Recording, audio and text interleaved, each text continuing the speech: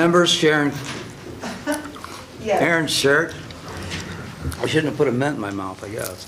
Carolyn Shireman, Vicky, Deshawn, James Mead, Chair. 6 o'clock. Public participation, platting. Not yet. Platting, public participation. Greg White, 1125 Hillcrest Drive. After reviewing and reading Matt Crall's prosecuting attorney for Crawford County's letter, I decided to do some research. This is what I found out. Interim law director was appointed back in October of 2021. And when that was said and done, he didn't live inside the city limits of Bucyrus at the time of his appointment. Subsequently, there has been 2 ordinances by this council, not this council, but by council, to go over to have his property placed into the city of Bucyrus. The first ordinance, I'm sorry here, was 46-2021. Okay? This was signed by interim clerk of council Kevin Myers, Jenny Vermillion, and Mayor Jeff Reeser. Okay? So this is one ordinance that was done back in 2021. Second ordinance was done,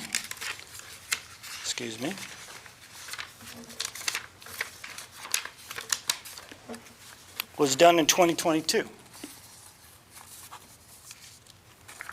So which ordinance then, and it was not on file that one was canceled? What ordinance number was done in 2022? Ordinance number 21-2022. Yep, and that was part of public record, okay, with the county recorder. All the paperwork on this annexation is on record with the county recorder, and I went and got it all. Okay. So there's actually 2 ordinances Okay. that one does not supersede the other one. I don't understand that. I thought if you had one ordinance and then you made another ordinance, the other one should have been canceled out by the second ordinance by the ordinance. I believe it has to be canceled by us, right? Yep. So I don't know what you're looking at. But in the annexation procedure, there's 2 ordinances that have to be passed by city council. The first, a statement of services between the township and the city about which services the city would be providing, and then the second ordinance would be the city's approving the annexation coming in.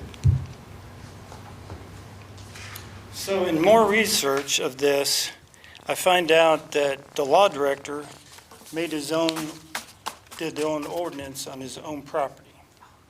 Okay? So he wrote the ordinances for his own property to be annexed into the city. No one else did. So that's a conflict of interest in my book. Second of all, once the property was annexed into the city, according to the public utility department here in Bucyrus, Mr. Gurnick pays no water, no sewer.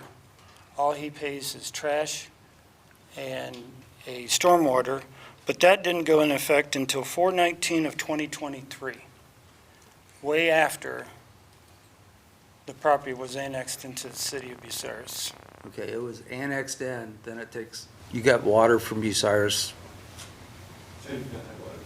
It does not have sewer or water from Bucyrus. So that was the plan at the time, I believe, you had to have water to be annexed in? Or something like So I know the that. sewer runs behind Heartland, the former Heartland, and to extend the sewer to my property would be $150,000. And so I have a letter from the service director that until such time as it's economically feasible for the city, they would waive any requirement that I plug into the city sewer. I did not write those ordinances. Attorney Motter wrote those ordinances, and we were hired Attorney Motter to do so. Okay, I did not know that. I apologize then. But no, I don't have city water at this point.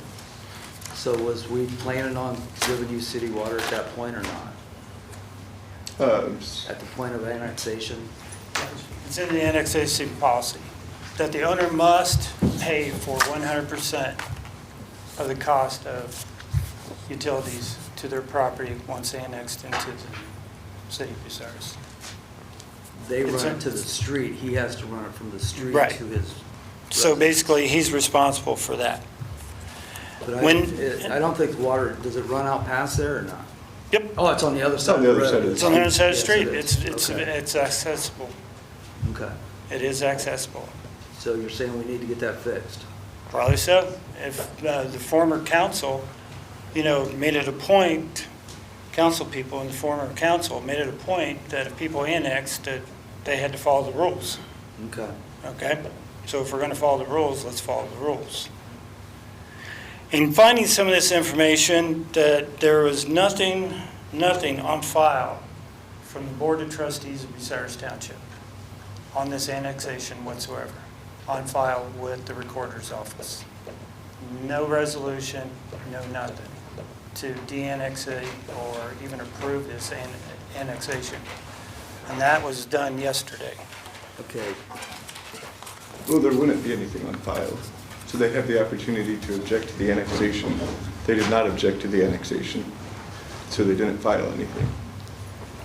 In trying to find information about taxing District 55, which is the sole property of 1145 West Mansfield Street, I ran into problems with the County Auditor's Department. I went in under the public records request in the Sunshine Law to ascertain records about taxing District 55. I was told I was not allowed to have that. I don't I think can do it, I can do it verbally, according to 149.42 in the Ohio Sunshine Law, Chapter 2. An individual can go into any government entity during normal business hours and request to receive public I'm documentation. agreeing with you, because I just went through the sunshine laws yesterday. Oh, yeah, I And they know. said a verbal access. It's a verbal access. Yeah. Today, I went back to ascertain those same records after I filed a complaint with the state auditor of the state of Ohio. And then all of a sudden, at 3-something this afternoon, I got a phone call to come in and get my records. Got your records?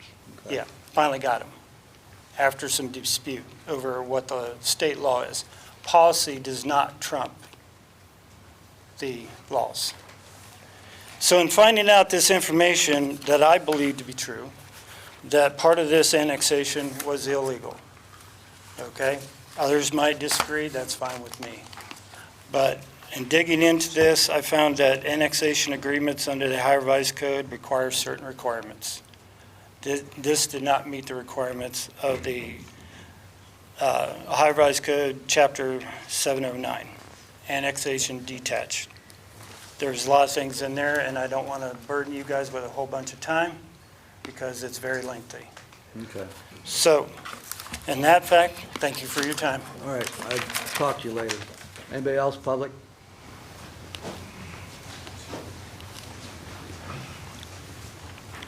Public participation's over. Got the approval of the minutes on January 18th, 2024, regular Platting Committee meeting. Everybody had a chance to look them over? We good? I'll make a motion to approve said minutes. Awesome. I second that motion. All in favor? Aye.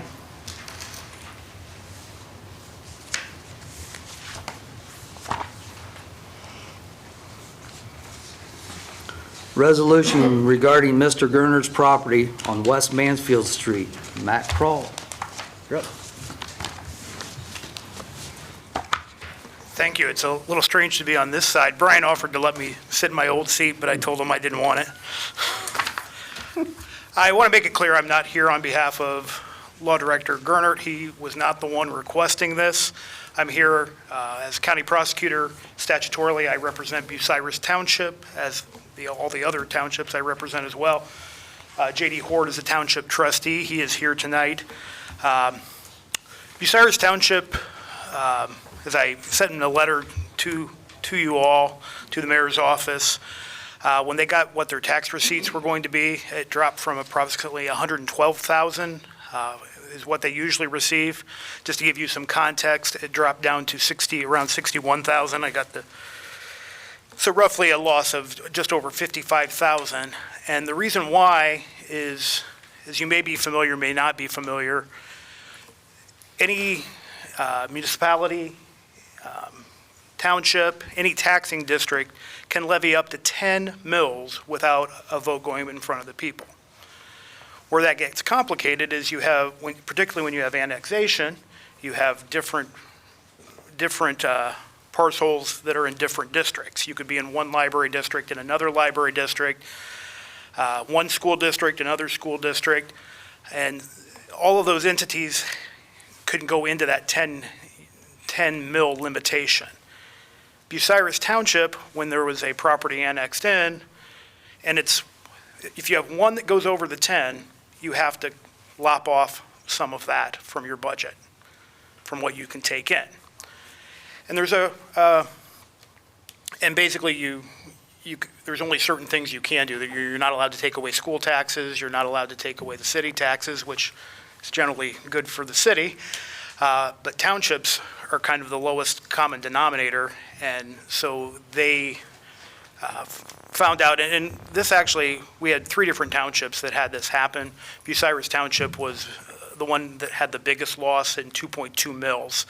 I think Chatfield Township lost 0.2 mills, so much bigger, or much less of a problem. So, but because of that, you basically, in effect, it'd be like losing a levy of what you can tax. So for this year, Bucyrus Township is going to receive almost half of what they usually receive. So it's a pretty significant thing for their budget. So I and the county auditor worked with the state auditor's office to because, we'd never confronted something like this before. So we tried to figure out, okay, what can we do to fix this? And this is what the state auditor actually told us. They pointed us to this, and I would point out that 709.192, there is a catch-all that says any matter pertaining to the annexation or development of a public or privately owned territory. So that is where this is authorized to be done. The good side of this for the city is there's absolutely no loss to any revenue for the city. Usually what happens when you have, and this was a type 2 expedited annexation, and I don't want to claim to be an expert on annexation. Yes, it's not not my area of expertise, but when you do that, and actually the township, when it's type 2, doesn't, I don't believe, and I could be wrong, I don't think they actually get the opportunity. They're notified, but they can't actually object to the annexation. Right.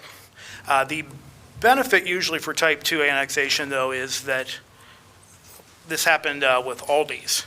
There's tax dollars that go to both the township, and in effect, the entity stays in the township, it's also in the city.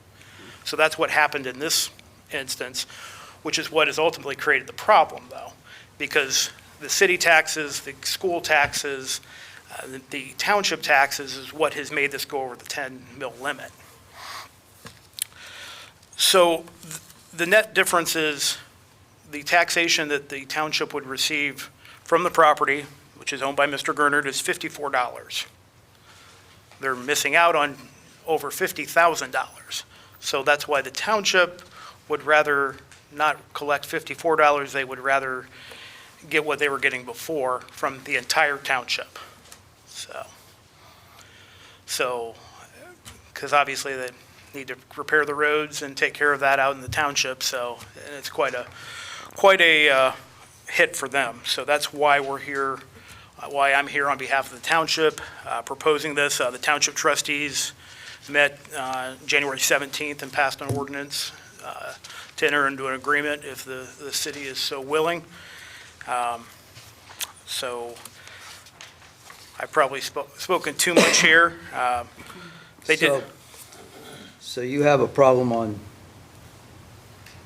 East Mansfield Street, West Mansfield Street. We have a problem on East Mansfield Street. Could you help us out with that?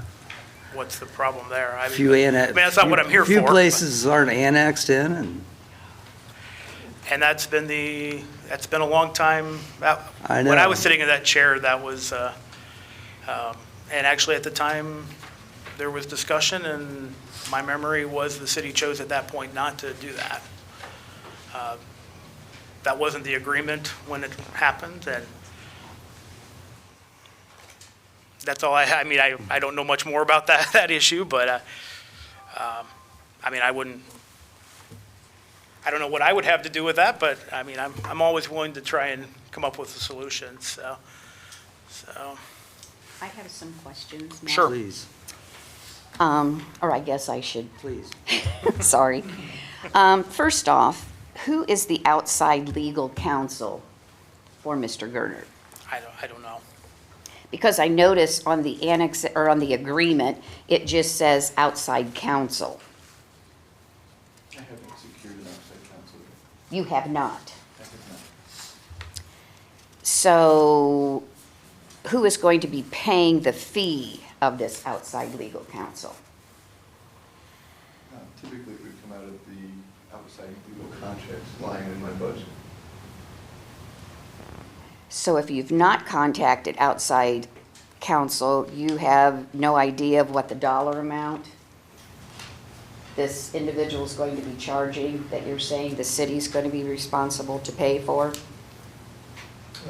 So I know that last time, it seems like Attorney Lauder charged us $200 an hour. And I believe all he would need to do in this manner is prepare a resolution authorizing the service safety director to enter into an agreement that's been already prepared by the So county prosecutor. the township is asking the city to enter into this agreement, which you haven't even had or employed outside counsel to even look at? I have not yet, no. And really, the outside legal counsel, I guess I'm questioning, if we're paying for this, why are we not picking the outside legal counsel? Go for it. Well, I'm just asking the question.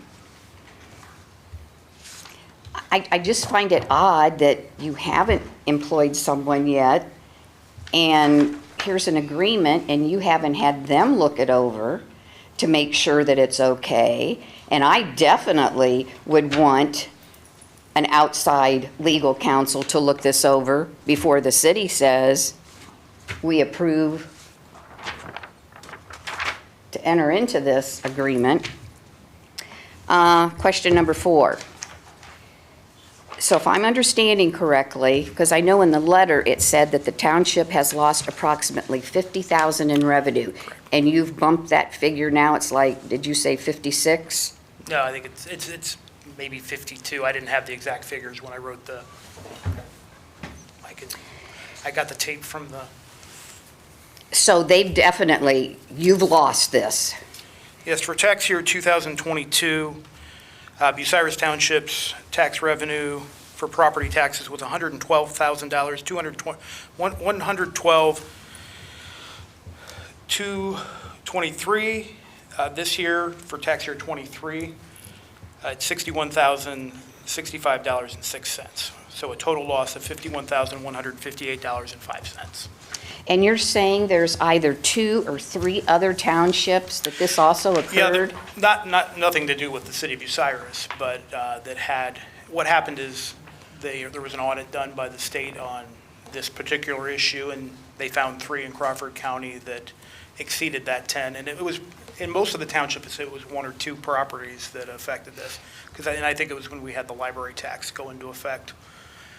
And I think that may have just gone into effect. So you have different people in townships who have different levies. So that's why it's, but So I know I- that the excuse me. county auditor, sorry to interrupt, the county auditor then went and checked to make sure this wasn't going to affect anyone else. So I'm curious, and maybe I won't get an answer to this question, but has there been any agreement, sidebar agreement with Bucyrus Township and Mr. Gernert to replenish that 50,000 some odd dollars that the township has lost? No, Okay. and I don't think that'd be appropriate. Okay, I'm, again, just asking the question. I'm not saying your question was inappropriate, but I have questions of the agreement. The way it sits right now, he pays a $54 amount, and they just forego that because we can't tax that amount. Right. Like I say, I have questions of the agreement, but, I mean, really, I feel those questions should be to the city's outside counsel, which again, we don't have one yet. And I just drafted this agreement in the last 24 to 48 hours, so. But it mostly came from the resolution, though, that Bucyrus had passed. All right, well, I'll throw these questions out to you. First off, this is just me being anal. Having worked for you, you know. You titled this an agreement. And I will pass this on to whoever the outside legal counsel is going to be, but I feel that should state annexation agreement, because that's what all the code section refers to as annexation agreement. Oh, it does say annexation agreement in the document. Not the title of it, but. Okay. Your first whereas says that Brian N. Gernert applied and was granted his request to annex his property. Now, at the time that application was done, there was also a spouse that applied as well. I believe that's correct as well. So I'm wondering, should not reference be made to that individual as well? Because it was those two that applied for the annexation. I was just trying to be forthcoming and transparent because really this has nothing to do with Brian Gernert, other than the fact that he owns this property. We would be here if it was your property, my property. Actually, I wouldn't be the one here speaking on my property, but the property just happens to be that one. The township doesn't care that it's Brian Gernert's property. So that's why, but I put that here because I knew that Brian Gernert's an officer here, so I wanted to make sure everyone was aware of that. I didn't even think about the other party, but the agreement's doesn't deal with that other party. All right, your fourth whereas clause. It says, whereas Ohio Revised Code Section 709.192 permits municipal corporations and Board of Township Trustees to enter into for any period of time. To enter into what? An agreement. Okay. Like I said, I just typed this up, so there Okay, would be well. something for here tonight. But this is what's been presented to us to agree or disagree to Well, sign or not sign. I know from being a law director that oftentimes the agreements are not even given to council, which I oftentimes thought was strange, but All right, your last whereas clause. Ohio Revised Code Section 709.192 permits the following purpose of annexation agreements for any matter pertaining to the annexation. What's the following purpose? There's nothing listed. it says for any purpose. Ohio Revised It says Code, permits the following purpose in the agreement that I'm looking at here. for Ohio- any matter is what it says. Any matter pertaining to the annexation. And that's directly from the Ohio Revised Code. Any other matter pertaining to the annexation or development of a public or privately owned territory. Okay, I read it again. Sorry, it's not the best worded thing I've ever written, so. Do you want me to agree to that? Okay, so the bottom line I didn't is, run it by my support staff, who would have done a good job of catching that. the bottom line is, if the city does not agree to this agreement, as you've titled it, And I can change it to say annexation agreement. That doesn't bother me. The Bucyrus Township will continue to lose $50,000 every year.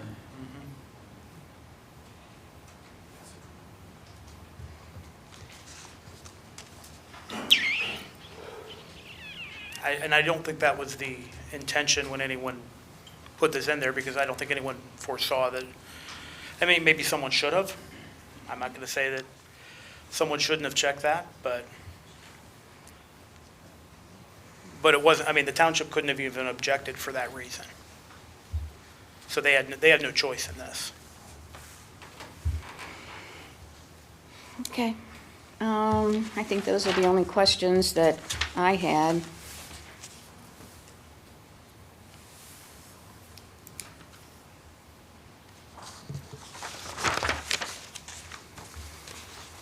And I will write down your changes, You want me to write down my changes? if you want to. Feel free to forward them to me. So we'll put this on the table until the changes are made and we look at the right copy? Well, I will say Mr. White is correct, because I went, on the tablet here, and there are 2 ordinances that set forth what our statement of the services that, we're going to provide, and there's 2 different ordinances that deal with, consenting to the petition. I don't know why, I'm wanting to think, and I would have to, let me check. But I wanted to think that you had filed an application for annexation, or a petition is what it was. And then something happened and it had to be redone. Because I was up at the county commissioner's In the office. first legal description that I was provided, it said the west quarter Right. section, which was in Indiana. So Right. we had to change it, it was a clerical error, but we had to change it so that it was actually in Ohio, not in Indiana. So the first one, I withdrew my petition on the That's first one, right. and we resubmitted it on the second one, which would be why there's two trails. But And, I mean, in all, I could see where Mr. White would be, Mr. White would be confused. One of those whereas, or there should have been a whereas clause that, set forth that it was necessary to, just set forth the reasons that you did.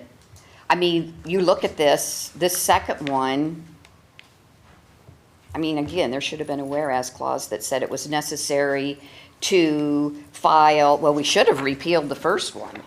Repealed the first or amended. I mean, you've got 4 ordinances and you only needed 2, and So you got 46, 2021, and 21, 2022. yep, and then you have 45, 2021, and 9, 2022.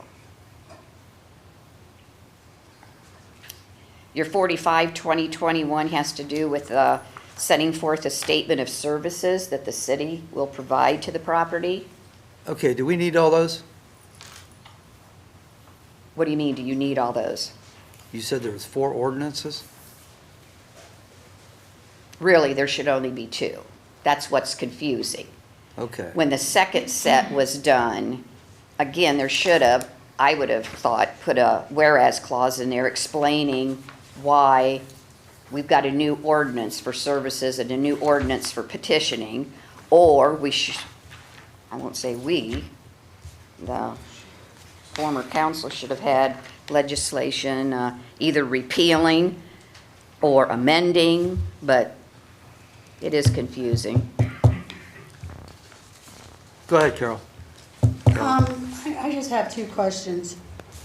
Am I to assume that this contract was wrote out in 2021, or the agreement?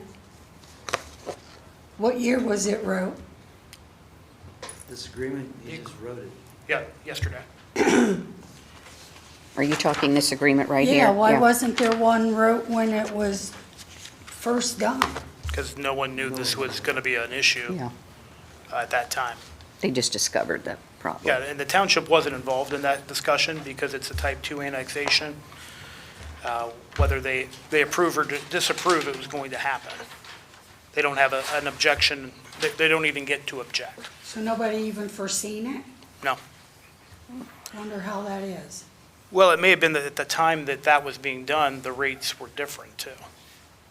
So I don't know what, it was the combination of all of these things coming together which put it over the 10 mil limit. I So, can't believe that nobody's seen it. well, I think if someone had, I think they would have come to this point at that point. I mean, I don't think the township would voluntarily want to forego half of their budget. That's why I'm here. Okay, thank you. And for me, it has nothing to do with whose property is, so. I mean, it would have been more convenient if it wasn't this property, so. What do you suggest, Mrs. Shaw? Well, as far as I'm concerned, I don't want Bucyrus Township to lose any more money than what they've already lost. So I have absolutely no problem with, approving the agreement. I do, however,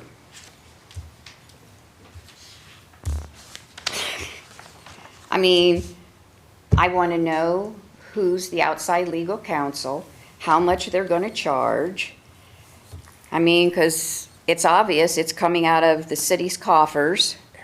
So, and until we know all that, yes, I want to put this, let me ask you this, Matt.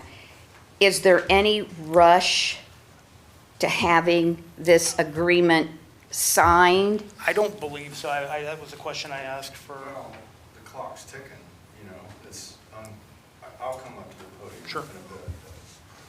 I don't know what protocol you want us both.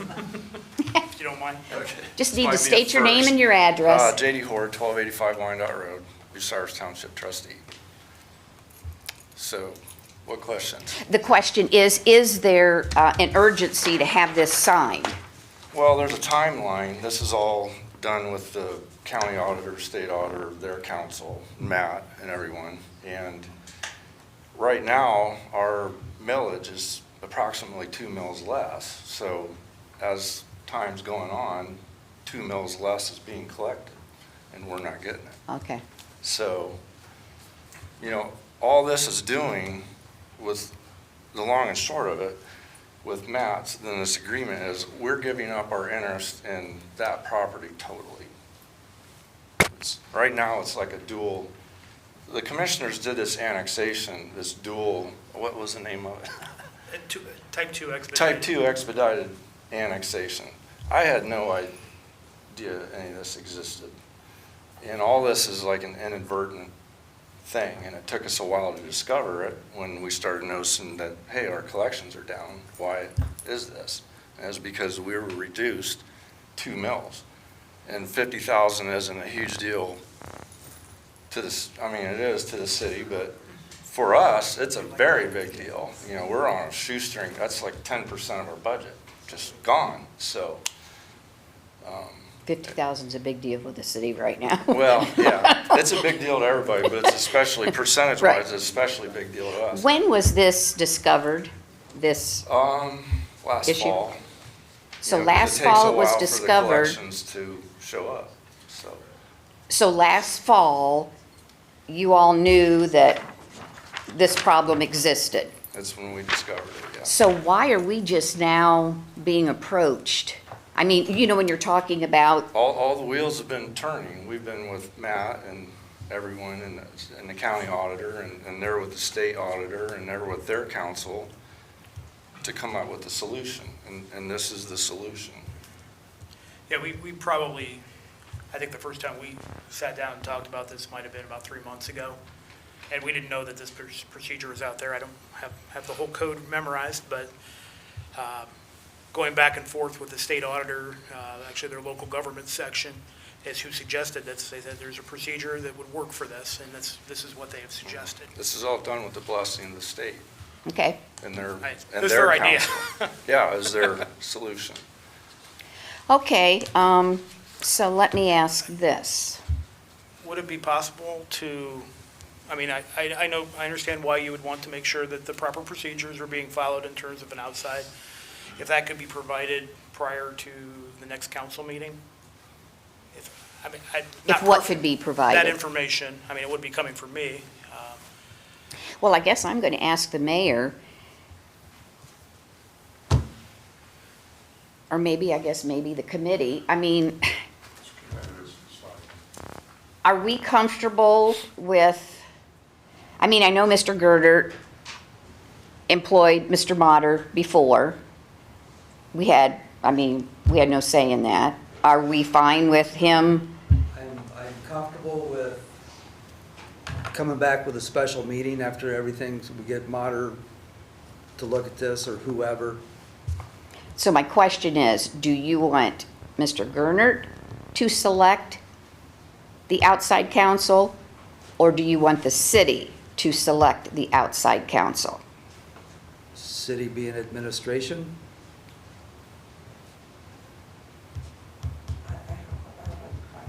Aaron's got a question.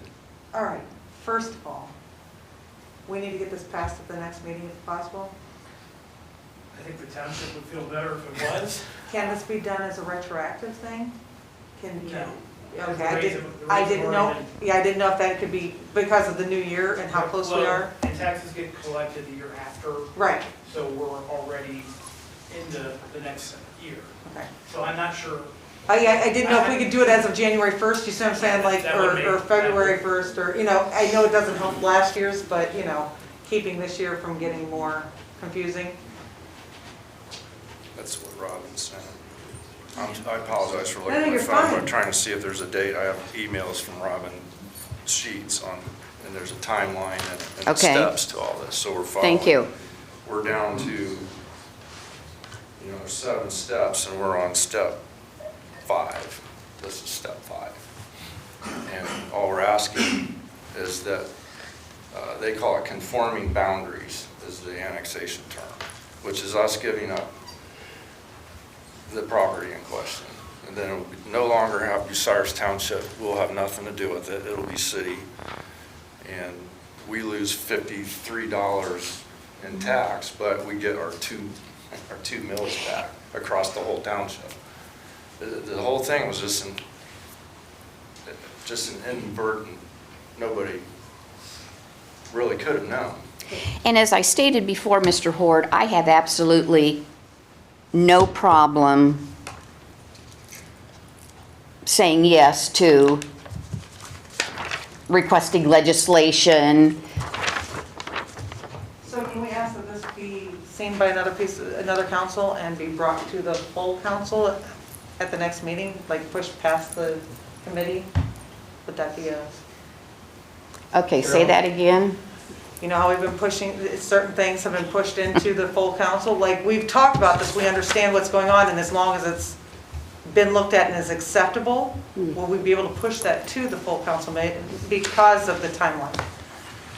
When is this going to get looked at? I would say that we would have to have somebody look at it this week or this weekend. I mean, I know some council that you guys could talk into looking at things this weekend. I know you guys know some council, you know. Carolyn? We, the city, is paying for this, right? For this special counsel? Is this how I understand this? That was the answer I got from Mr. Gernert, yes. Okay, so if we're paying for it, why aren't we choosing the special counsel? Actually, that would be pretty unusual under. Well, I mean, this whole deal was unusual. Well, and I'll tell you, I have conflicts on cases all the time, because I may have a relative that I would have to prosecute, and I will step off. But it's the elected official's job to execute the duties of their office. But the reason you have it is because there is a conflict. So I usually am the one who helps arrange who that special counsel is going to be. So what if we just say, okay, we're not going to pay the $50,000 because there isn't no special counsel? Carolyn may not understand It's just it. the fee for the I probably don't understand, well, but if I don't ask questions, I won't understand. Sure. So my question I'm going back to if we're paying it, the city should be able to choose the special counsel. And what we're paying is the special counsel's Fee. fee, not Exactly. $50,000. Okay, well then the fee. It's like 200. But when you, every time you have the safety director enter into a contract. But that was the previous Right, safety but- director. But anytime that happens, the council doesn't pick necessarily who that contract is going. When there's a bid, you don't know who that's going to be.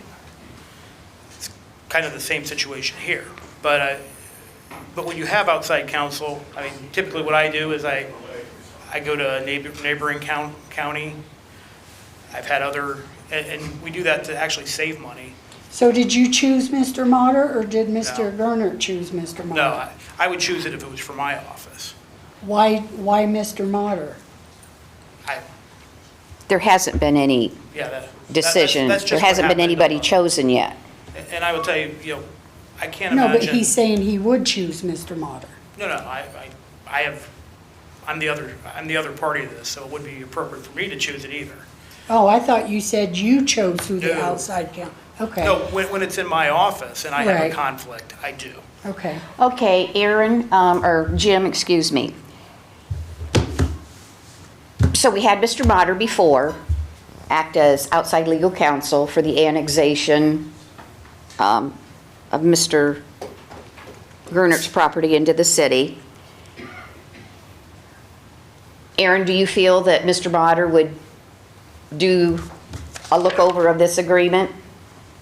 I do feel like he would do that, because he's the one that helped write up the last one. I mean, he's already somebody who understood what was going on in this previously, so it's nice to have somebody that understands it. I mean, we do have other, like Higgins, and, I mean, we've got other attorneys if that's what we wanted, but I mean, pulling somebody in that already is knowledgeable makes it a quicker process. Makes sense. Yes, but then you also have that same individual was the one that prepared the pieces of legislation Yes. that were, Maybe we need to give those back to him and have him clean them up. well, I think it's a little too late for that. Okay. Okay, so, I don't know why we just can't choose another attorney instead of Mr. Motter. I say normally it's the law director's office that chooses an attorney. I mean, it's not normally the law director who has the property, but normally it's the law director's office that would. Do you agree with that statement? no. Well, yes, the law director does Yes. choose counsel if he or she is not going to be the attorney.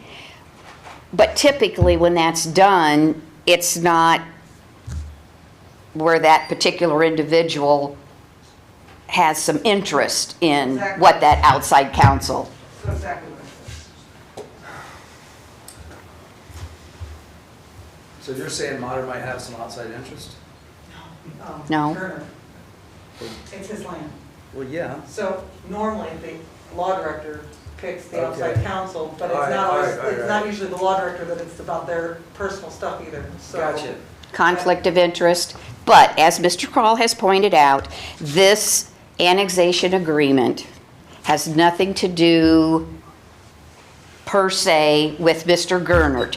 This has to do with getting Bucyrus Township back whole and not losing any more money than what they've already lost.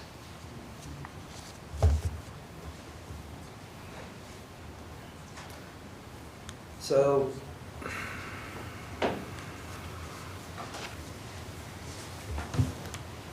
do you just want to pick somebody? I would just say whoever can get to it first. Okay. It's a time thing at this point.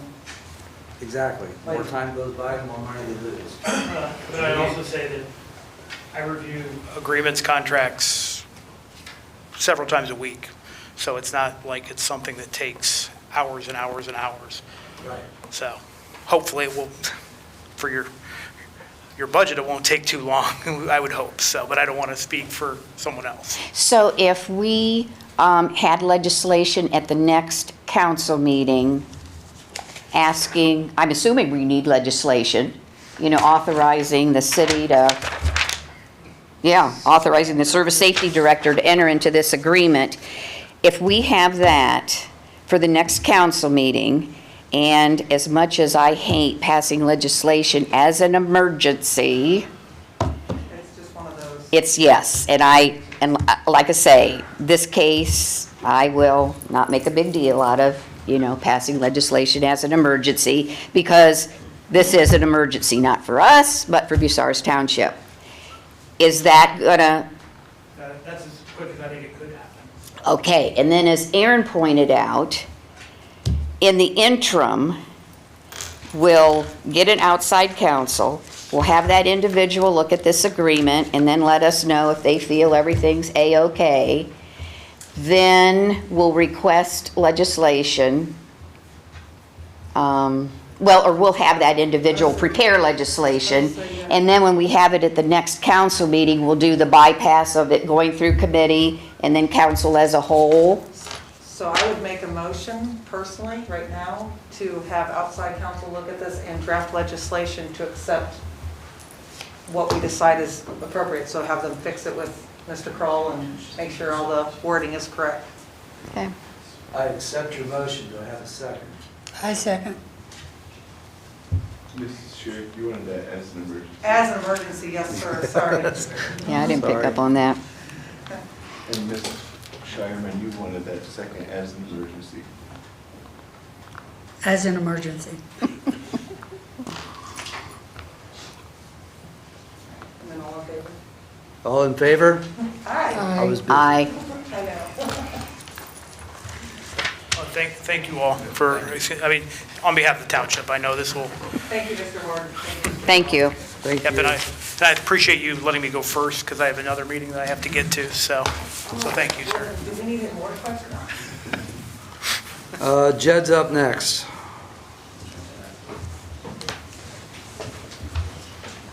Yep. What's up, Jed? Sure. Kurt Fankhauser, 616 Prospect. I stumbled across this JED in our looking at the whole taxation districts and out-of-town credits for other municipalities. I ran across this JED here in the last 2 weeks. It's Joint Economic Development District. And basically what a JED is, it's another kind of like another income tax district, but it's formed when townships and a municipality come together and they have an agreement that says, we're going to provide this service in the JED, you're going to provide that service, we're going to do this, you're going to do that. It's very broad on what it can be worded as. And as long as the township, because you can have more than one JED, and the city agrees, it could be very beneficial, in my mind, on the East Mansfield Street issue we have where there's, you're in the city limits, out of the city limits. You can't do an annexation because it creates an island, So and this is going to help with zoning. not particularly zoning, but the whole. There is a joint economic development zone too.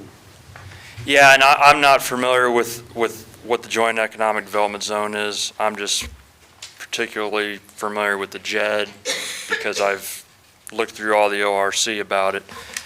But I could see a scenario here. We keep talking about, why can't we annex Timken? Why can't we annex Timken? I think the JED is the solution to that.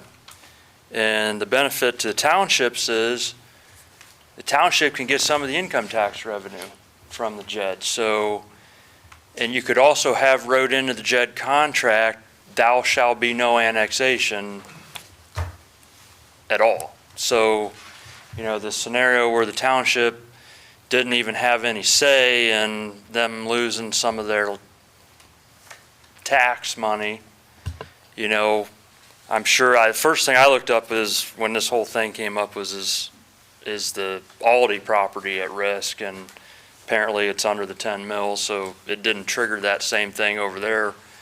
But I think the JED can be a way that we could get this issue solved with Timken and some of the other businesses out there.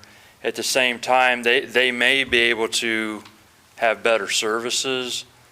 You know, the township can say, well, we think maybe it would be quicker for an ambulance to come from Bucyrus to the Timken subdivision, or a couple of them businesses out there, rather than one coming from Sulphur Springs.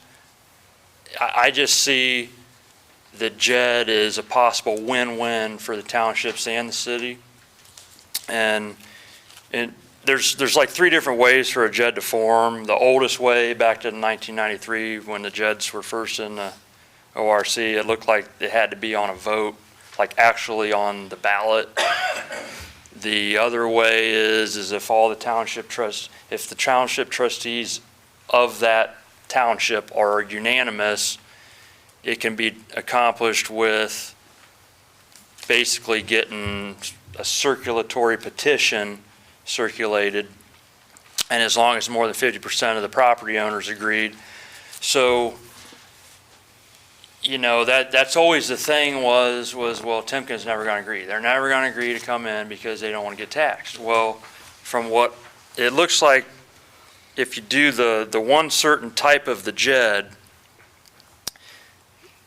Timken would be one of the properties, but as long as there's more petitions signed by all the other properties, you know, you could potentially have 50% plus of the properties, and then the JED gets formed that way, and then Timken they wouldn't be able to get out of it.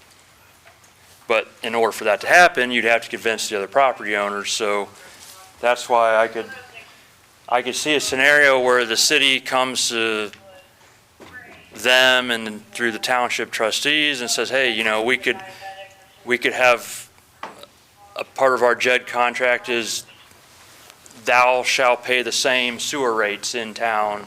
You know, we wouldn't have them at the 1.5 sewer rate because they're outside the city limits. So they could potentially see a drop in their sewer rates. You could offer them trash. I don't think Timken subdivision has trash service from the city, and that trash service from the city is probably cheaper than Rumpke right now. You could offer them our safety services. Well, I just think, you know, the safety services, we could get better, quicker services to that end of town with some of the stuff we got. And, you know, the township, they could potentially get some of the income tax revenue. I don't see it as So they being, split the revenue then, the income tax. yeah, and you can decide, the JED contract between the township trustees and the city, you set what that is by agreeance upon both. You know, if it's 50%, 50%, if it's 60%, 40%, you know, it's very broad on what it can be. So I just had stumbled upon this, and, you know, the whole thing out there, there's multiple businesses out there, and I see it as a way to appease the townships because they don't want to lose land. I understand that. You know, obviously this situation just happened with Bucyrus Township, which was very unfortunate, but you could have that road in the JED contract. You will agree not to do any type 2 annexation or any annexation at all within the JED district. And a JED district can be 2,000 acres. You can have more than one JED district. You could have a JED district for Whetstone Township, one for Liberty Township, one for Bucyrus Township, one for Holmes Township. You can even have more than one JED in Whetstone Township. You could have JED 1 Whetstone, JED 2 Whetstone. You know, it's very universally broad here on what it can be. And I think the next step would be if the administration could go talk to Whetstone Township and see if that's even something that they would be willing to sit down and consider. because you're not going to do anything if the township isn't on board with it. But Aaron, any questions? I'm just wrapping my brain around this great wall Timken has all the way around the city, because anytime we use the word annexation, the word Timken is brought in. Well, we got. It's a wall all the way around the city. You start talking about Hopley and somebody says Timken. I'm pretty positive this doesn't work quite that way. Do you know that we have people out Hopley Avenue who have really bad water problems that could use city water at Bucyrus? That if we were gonna start working with townships, that would be a place to start working. So that they could have water and the township could still have, going and talking to people who could use our services, and at the same time we could help and they could help us. so annexation. Is everywhere. Annexation, from what I've seen, can only happen if the actual property owner agrees. So Aldi's obviously agreed.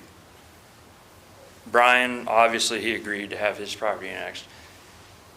But Timken- when you're looking at things like this, don't This just look is at not Timken. annexation. The JED is not annexation. It's but- something totally different. But Timken is a place where we have a lot of people working. And when we've got a business that has put that much money into its surrounding area, the last thing I want to do is attack it. We're not attacking. Do you know how often they help out with things, but the first thing you hear is, we want to do the one thing that they don't want to do? So talk to them. We're not attacking it. Okay. We could offer them in the JED contract better services. The sewer rate that they're paying could be reduced because could be part of the agreement. I'm just suggesting this because the city needs revenue, and this could be a solution to that revenue problem. If all parties agree, so should Right. we take it as Yeah, part but that's why you go to the townships, and say, hey, this JED, So to me, it's. we found out about it, it could help us both. In between the city and the townships. It could be, it could even have stuff in like who's snow plowing the streets and all that. I mean, it's very,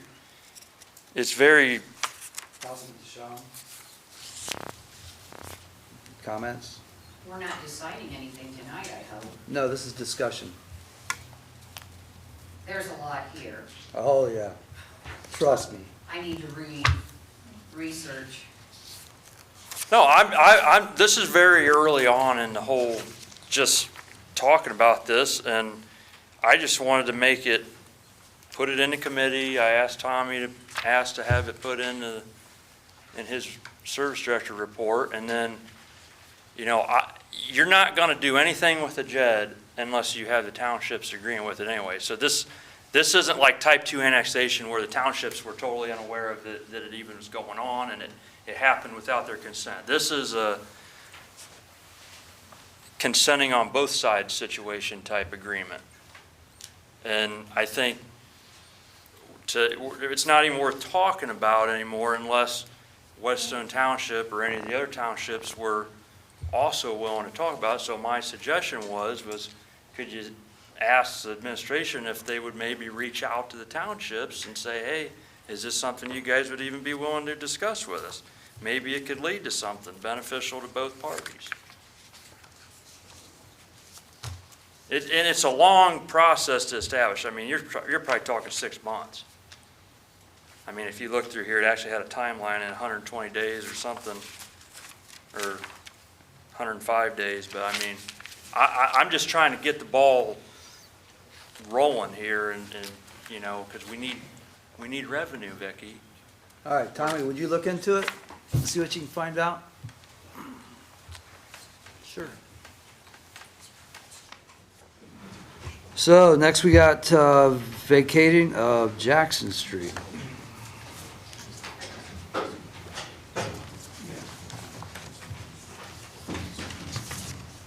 So our notes from the other day said he didn't pay his $100 application fee. And, huh? I had asked Ross Dash for the receipt for that. We got that, right? Yep, it's That's what I included in thought I there. saw. Yeah, I just wanted to make sure that right. everybody knows that he paid his application fee. Excellent. you notice he paid his application fee on June 1st, 22? Why are we just now? I don't know, somebody dropped the ball there, but I don't think he should be put off any longer. I know the situation, I know where the street's at. I understand why he wants it. It's grass. It's not a street. He's been mowing it and taking care of it. If we deny him this, he's probably not gonna take care of it, and we're gonna have to start mowing it, the city.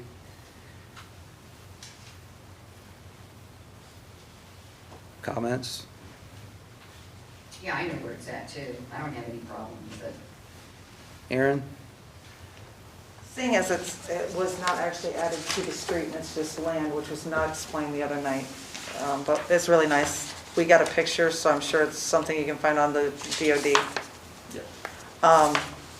It's where they were planning on continuing said street, but changed their mind years ago. So, yeah, I don't have a problem with this at all.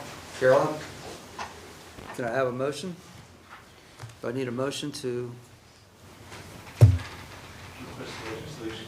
Okay, I'm requesting I have a question. legislation. Do we have to get the letter from the utilities for this?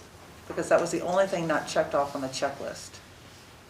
You can request legislation, and then I'll talk to the utilities with Miranda, make sure we have all of those ducks in a row. Okay, so I will make a motion to request legislation to vacate this portion of Jackson Street upon receiving all of the said necessary documents. Thank you. I do have one question. Not an emergency. He paid $100, and that's one of our, That's next. that's, you know, for the recording at the auditor, or at the recorder's office. Trying to think where that. Pardon? Oh, sorry. The fee that he's paid is $100. But I think we talked at the council meeting, and that's been referred to one of our committees, or maybe not, but that this isn't enough to cover. Right, but we can't retroactively charge him more. So, Prospectively, yeah. My question is, who pays the difference? So in the law director's budget, we have recording fees, record management stuff. I think that's how we paid for some of the last recording fees, and the transfer tax would be like 50 cents or something, so that's not much. The publication fee for the ordinance usually comes out of the city council's budget, for you guys' recording or your publication. Because all of the parties surrounding it have consented to it, we won't have to do the publication in the newspaper for 6 consecutive weeks, which would have been the most significant expense. So we don't have to do that because everybody has consented that would be interested. So we dodged a bullet on that one, but moving forward, we should probably make that change. Okay. I was saying we did forward that to committee. That was one of the things that we requested the other night with this. It's in Finance Committee. Gotcha. Okay, I have a motion on the floor. I think, I need a Aaron, you second. made a motion, didn't you? I second that.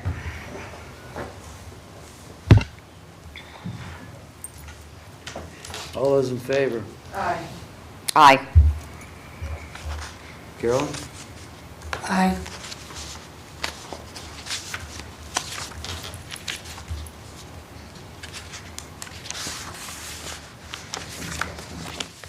Water line changes.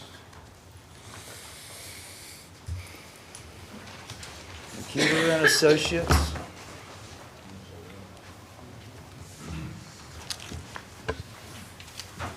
This is All Dunn. right, Dylan Wyatt with McKeever and Associates. Just here to talk about a few different changes that we'd like to make from what's budgeted currently for the water line projects in town. Currently in the 24 budget for water line is the expansion of the water line running down State Route 98 from Beech Grove to Sulphur Springs. Also, there's an open PO for the engineering for that job. It's a 2021, a PO that was written in '21. We are proposing removing both of those items. Nothing's been billed on that PO. We're proposing removing both of those items, which total $1,149,430, and replacing those with 3 projects in town that are all water line replacements, replacing cast iron water lines that are aging, and on streets that we're going to be doing storm sewer work and paving work over the next few years. The first one of those is Bland Avenue. It is a 6-inch cast iron water line currently from Willard Street to North Sandusky. We would like to add that project in. Total project cost is $188,305. The next one is the Kilbourne Drive 8-inch water line replacement, and then transitioning some services on Walnut Street. So that is Kilbourne from South Sandusky to Walnut. And then we have redundant mains. We have 2 water mains running down Walnut Street from there going south. There's a 12-inch that's a newer line and an 8-inch cast iron line. Most of the water services are still tied on to the old line. The hydrants are still tied onto the old line. So we would be transitioning all of those onto the 12-inch line and then abandoning that 8-inch line. So the water department doesn't have 2 mains to maintain down that roadway. The last one is East Mansfield Street water line replacement. That is from Walnut to Wiley. Currently that is 12-inch cast iron water line. As it's proposed in the budget, or in what we're proposing here, total project cost is $613,870. I have been talking with John Ernsberger about this project, and there is an opportunity there to reduce the size of that water line through that area of town because of where the water plant used to be located on Lane Street. A lot of the water lines are much larger than they really need to be, even for fire protection. And so we will be using our water model that we have of the city to look at reducing that line size, which would reduce the cost of that project. So those are the 3 main. So that is construction costs and engineering costs. If you take the 3 totals of those projects, it's $1,142,350, which is $7,080 less than what the total for the 98 water line project was. We have also been discussing adding 2 projects to the list for engineering to have some shovel-ready projects in case additional funding comes along, whether it is from state or federal funding or from county level funding. These are 2 expansion projects that have been requested. One is running State Route 4, Marion Road, south to Mount Zion Road, and then east down Mount Zion Road, servicing the houses along that route. The second one is Lincoln Highway water line, which would be extending from Sin Road, where the line going to Nevada turns, and extending that all the way to Osceola, where the city and the county are working together to build out the Osceola water line. I should have told you the prices on those. So the State Route 4 to Mount Zion Road, $17,000. That is engineering, full plan approval. Basically have a set of plans ready. If funding comes along, we're ready to go. The Lincoln Highway water line is $80,000 for engineering, and same deal. Fully ready to build, shovel ready, set of plans. The reason really so the State Route 4 to Mount Zion Road, there have been multiple people calling the city, one gentleman even going as far as getting private easements along the side of the road to run a service line 1,200 feet to his house. because he has a cistern that is starting to cave in. The Lincoln Highway water line, we've been looking at that one, being that Nevada is going to be one of the biggest, if not the biggest, customers to the city of Bucyrus for the water department. Right now, they sit on the end of a 6-mile-long dead-end line. And so if something were to happen to that line, it is top priority to get their water restored as quickly as possible. And running this line up to Osceola would complete the loop, giving them 2 feeds to their town. Any questions on any of those? No? Aaron? The first one that you're looking at vacating doing, that was the 98? Yeah, and that's what's currently in the budget. So Where were we going, like how far out were we going? So with the project that was just bid and awarded in January, we're running up Locust Grove Road into Sulphur Springs and then out to the west edge of Sulphur Springs. This 98 line would be connecting from there back to Beech Grove Road, at the water plant. So with that project, there's approximately 34, 35 houses somewhere along there in that route that could have been picked up. Looking at the Lincoln Highway, which really is kind of serving as its replacement project, there's about the same number of customers that are able to be picked up there, plus you have the benefit, really the main reason for the project, which is looping the line that feeds the village of Nevada. So you're trying to get that back up first. The 98, where have we ended 98 right now? Say that one more time. Where have we stopped on Route 98 so far? Are we out? So there, you go north from the plant up Beech Grove Road to 98. It turns west and runs down 98 into town. That's a 12-inch line that was just put in. So that one's already completed, correct? Yeah, that's done. That was completed maybe 5 years ago. Yeah. And then when the sulfur project is complete later this year, we will be stopping just at the west edge of Sulphur. It leaves, I believe it's offhand 22,000 feet of pipe that would connect the two. That's what that project was. I was just trying to place exactly where we were still at out there. Yep. And as I mentioned, the ones that we're looking at replacing in town, Bland Avenue, this year we will be building out phase 2 of the Northwest Sewer Separation Project. Then in '25, Bland Avenue will be repaved and or reconstructed. And we actually already had an issue with phase 1 of the Northwest Sewer Project where one of the old cast iron lines broke during compaction. We found it after the project was completed. Kilbourne, we've been looking at that for paving in 25 or 26? 26, I think it's what. 26. 26. And then same thing with East Mansfield Street. This is Walnut to Wiley. Same thing, probably paving in 25 or 26. We haven't completely decided that yet. Did you get all those changes? We discussed it previously. I was actually the one that asked them to come. So,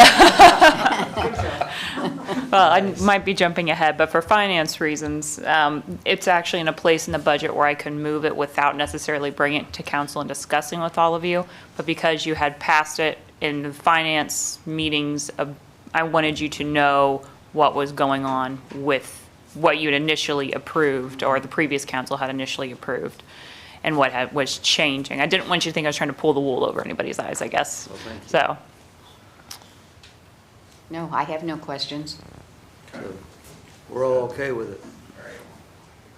Do we need to do anything in this meeting with that? or I don't just- think so. She Is can- this just she- informational? Yeah, she just said she could We're good? transfer. Okay, we'll move on. Come on up, Bruce. Mayor, Bruce Truka. Okay. Bruce Truka, Mayor. I think we're going to have to not let you proceed with this. Really, this isn't a platting issue. This is actually a service committee issue. The water? Yes. So you need a bonding increase? No, for actually water line extensions or anything to do with water lines. Water line changes. Water line changes inside the city or whether it's outside the city. It's a service committee, I'm glad we were done with it. so, Well, it was referred to both committees. okay, all right, It was referred to plating and also to service. all right, okay, I just got nervous about it, and I thought, well, you know, it's actually, service is actually what deals with water, so I just want to bring it to your attention, Okay. okay? So bond increase for street cutting.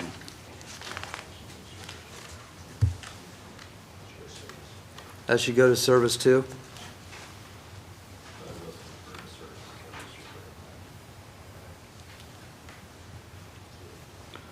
So we're gonna take that one to service. So BCO 1189.03. Okay, but now, wait a minute. What? What are we taking to service? Creation of bond requirements and bond increase for street cuts. Okay, well, I'm going to assume that they were put under plating because that's where they were asked to be referred to at the council meeting. So we can't just take them off plating and stick them on service. They have to be referred to service. You wanna The one that wasn't also referred to service is the creation of the bonding requirements.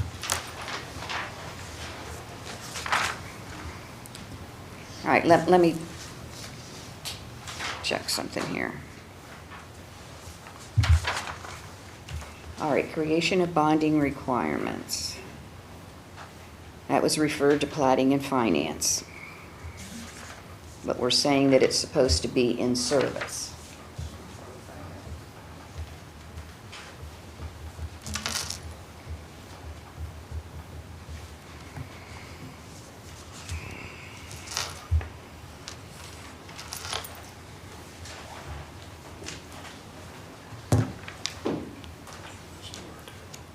Plating and finance.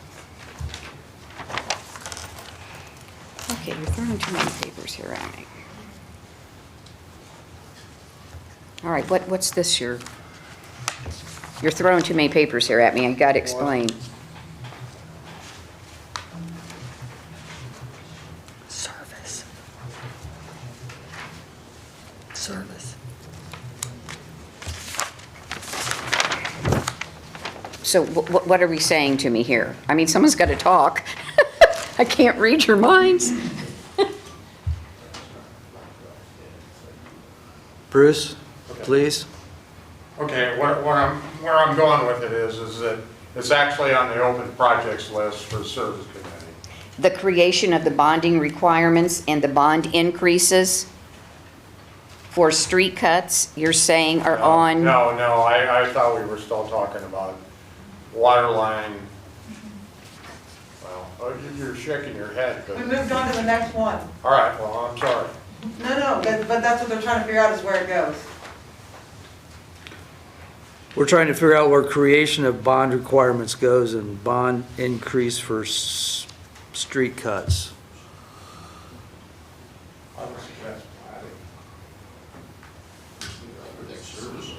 Bond increase for street cuts should be in service, because it's going to be something that the service committee is going to have to deal with, because you're the one that oversees those, correct, Mr. Dunn? Well, service director, yes. Well, through you, Yes, right? yes. And then the bonding requirements was what Mr. Mayor Truka had brought up based upon the fact that the certain group of people keep drilling into our water lines. So we were trying to, A, approach them and have them bonded, but then B, run it through council. So we were going to do it on the front end and then have council create a policy. But that would also be dealing with bonding when you're drilling in our rights of way, which was probably why it was referred to platting, but it would also probably be a service issue because we're dealing with water, we're dealing with whatever else we put in the right of way. So I don't think we properly referred the creation of bonding requirements. So next meeting, we will re-refer that or refer it correctly into service committee, but we can talk about bond increase for street cuts because that's already been into service committee. And I think as the chairman of this committee, you could close both of those as imprudently referred. It was an accident. I'll take the blame. So we're closing Bonding requirements bonding and bond requirements and increase. bonding increase. Yes, sir. Case closed. Well, I'm just a little, but I think so. It's up to your committee. Is that okay?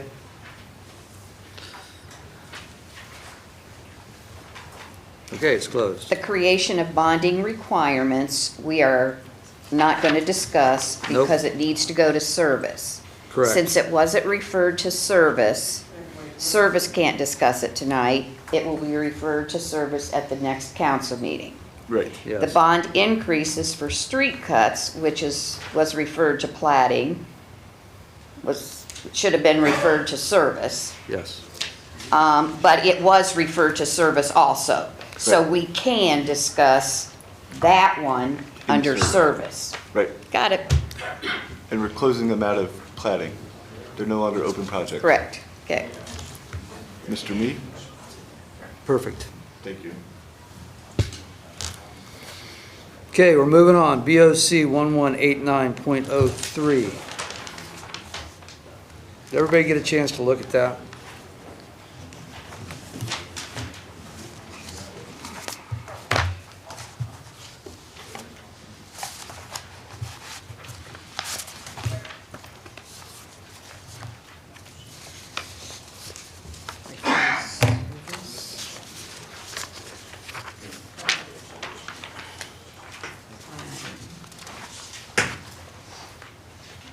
I don't know if I'm allowed to do this, so I'm just gonna do it. Just a copy of it, printed out. Copy of what I'm talking about. Okay, well, while you're passing those out, I want to go back to the mayor if I can, on this one paper that you handed me, which has to do with the water line changes. Okay, now on the Service Safety Director's report, he referred the water line changes to service, to platting, and to finance. So, I mean, the fact that no money's, finance doesn't need to discuss it. I think it was just informational. They wanted to cover their bases, but realistically, it's already been approved in the budget, and you guys are just transferring where those projects go rather than approving a new project. Okay, but the fact that they referred it to, which should have they referred it to? Service or platting? They Probably referred it to both. Probably service, because the money's already been approved.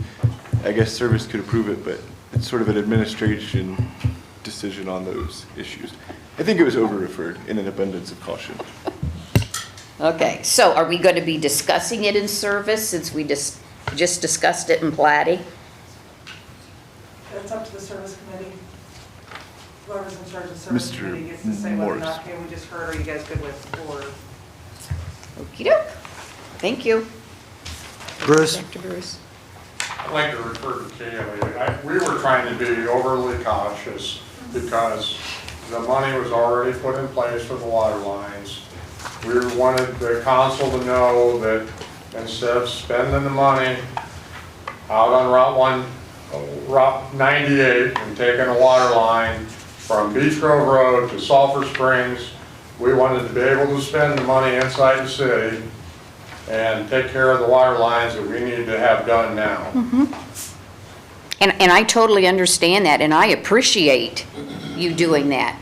My only question is, we just need to make sure that it's being referred to the proper committee.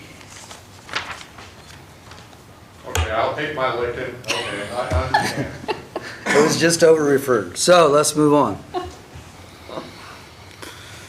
Okay. Oh, he's got this. BCO 1189.03, general requirements. This hasn't been updated since 1964. So if you look at B, surfacing, so as to provide a hard and durable dustless surface, I'd like to strike that and add asphalt and/or concrete.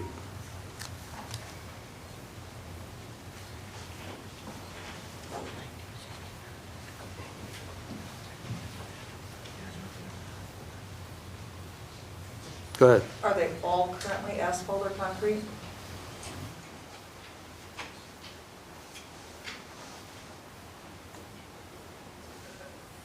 Yes, except for a residential use where it says that. So the whole thing, the whole B says, all off-street parking and loading areas except for parking areas servicing single-family residential uses shall be properly graded, drained, marked, and surfaced. And that's where I want that to end, and I want it to say asphalt and/or concrete.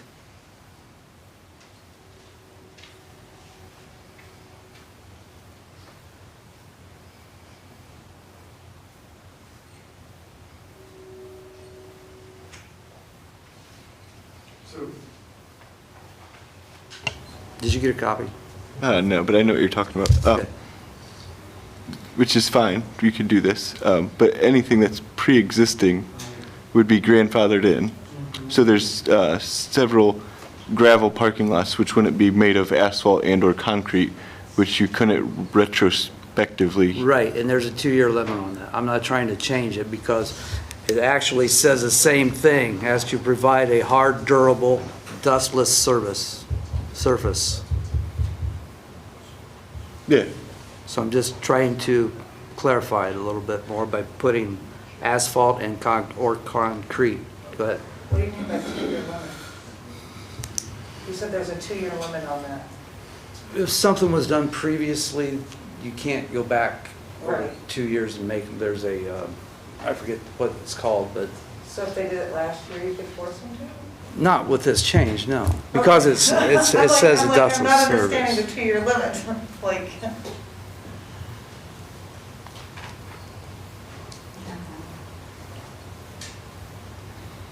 Does that make it so they have to do it when they redo their surface? This is going forward. But if I had a gravel lot and I had to redo my gravel lot, would this then force me to have to do concrete or asphalt? provided, so Mr. Stuckert can correct me if I'm wrong, but typically on a zoning issue, which this would be, if you're currently in compliance with what you have as of the, that would be grandfathered in. Now, if you tried to make your parking lot bigger or extend it, then you would lose your grandfathered and any new, but if you're just maintaining the original size and shape of what's the non-conforming use as of now, so everything that's not conforming to this would be a non-conforming use. And provided you maintain that same footprint, you're not going to fall under this. When you change your footprint, then you would fall under it. Non-conforming uses in a nutshell. So then my next question is how badly would we be getting hit and dinged on the fact that they were talking about making a bigger parking area over at the soccer fields? Who owns the soccer field? The city? The city. Zoning laws don't apply to the city. I know. I know, but they don't. I know, but they don't. So good? I just. And they don't. I get it. It's strange, but they don't.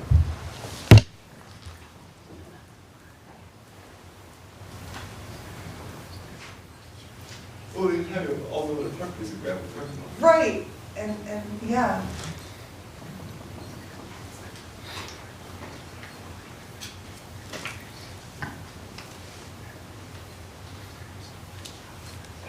Question?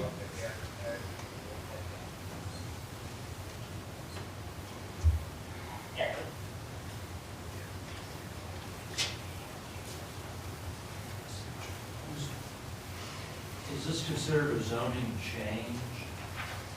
Be an amendment, wouldn't it? So would we have to go through the whole process of amending the zoning code, and then we have to have a public hearing, and then all that stuff, and it's a real long, drawn-out process? Maybe. I think that's typically a classification of zoning property, but I would suggest we table this, bring it up next committee meetings after I answer his question and figure out Ms. Sherrick's question about parks. And there's also probably a way in which you could word this so as to use this in certain commercial downtown districts and exempt parks and reservoirs and things to that effect. City-owned properties, exempt city-owned properties. Right.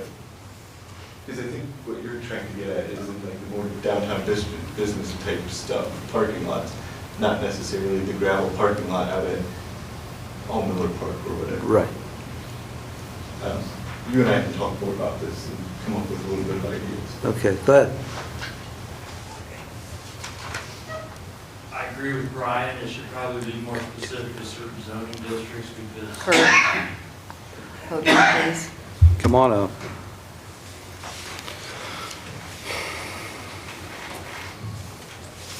Kurt Fankhauser, 616 Prospect. Like, I just like thinking of that storage guy down there at the old Carter Lumber. That's all gravel, mostly gravel. But if what you just said is implemented and you wanted to build another facility like that, it would all have to be blacktop or concrete.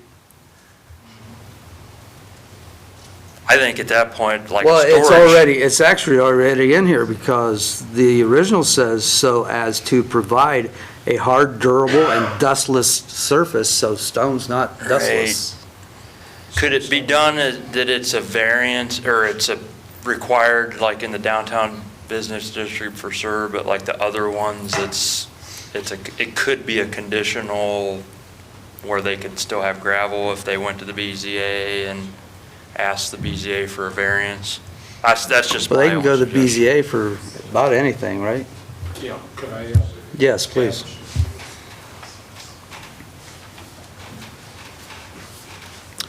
Bill Stuckert, 205 North Spring Street. I'm also on the Board of Zoning Appeals.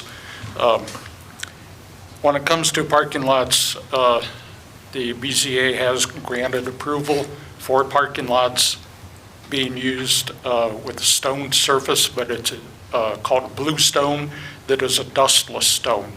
And that takes care of the issue of creating dust in the parking lot when vehicles are driving through it. Okay, So, thank you. thank you. So we're going to table this, is that all right? Yes.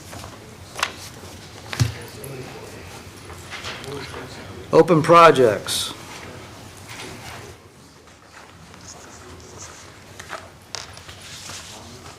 Anybody looking at open projects?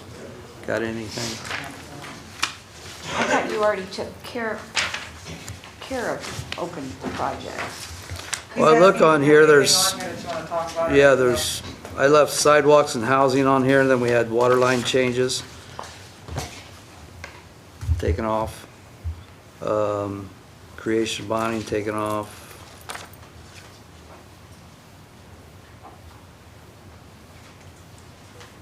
Then leave the BCO 1189.03 on.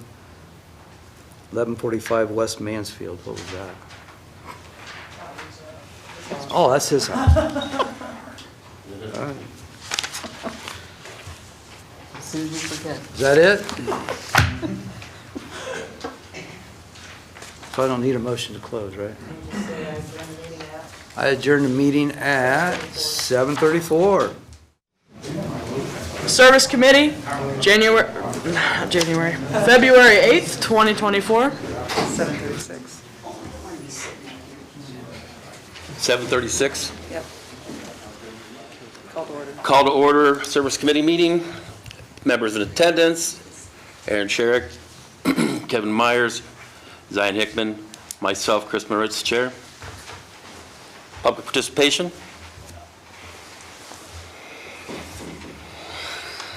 Greg Wyatt, 1125 Hillcrest Drive. And saving some time tonight, this is what we'd like to ask of you guys. On the deposits and procedures for utilities, water utilities in the city of Bucyrus, we would like you guys to create a special meeting, okay? And it could be on the 15th of February, when something else is discussed, or another night, to discuss the deposits, the paperwork, who's authorizing this, everything like that, in a special meeting, and not take up a bunch of time tonight, if we're in agreement with that. Unless you want to sit here and go at it for a couple hours. Actually, I haven't had time to read all the way through this thing, and it's pretty long and tedious, so. Yes, it I is. haven't had time to do it, since we just did it the other day. So that's why I'm For today. asking, the benefit of the doubt, and without wasting a whole bunch of time tonight, where you guys can better prepare, is to create a special service committee meeting to discuss the utilities, the rates, the deposits, and the procedures on how water is given to everybody. How water is what? How the water procedure utility department, like, it requires a signature of the landowner on the tenant, but it's not being signed, okay? Second is the deposit is far below what it should be. It should be increased a little bit more, okay? To pay in case someone, skips out of town, who's responsible for the bill, okay? Is the tenant or is it the landowner, okay? You understand what I'm saying? We just want this to sit down in an orderly fashion, go over this stuff, because some people are making partial payments. According to the ordinance, you're not allowed to make partial payments, okay? By the current ordinance in effect right now, partial payments are not allowed, but yet they're accepting partial payments, okay? So this is basically all we want to get ironed out. A simple procedure to follow that everyone follows the same thing, to make it easier on the people in the utility department and the people in the water department. That's all. I'm saying it probably shouldn't take 45 minutes. Is that? Yeah, I just, No, that's you fine. talked in that way, I can't. I know, I understand, but what I'm saying is, we just want to simplify the process and make definition of who's responsible, okay? And that's very simple to do, by language. And that's all it is changing the language of an old ordinance and make it updated to today. That's all.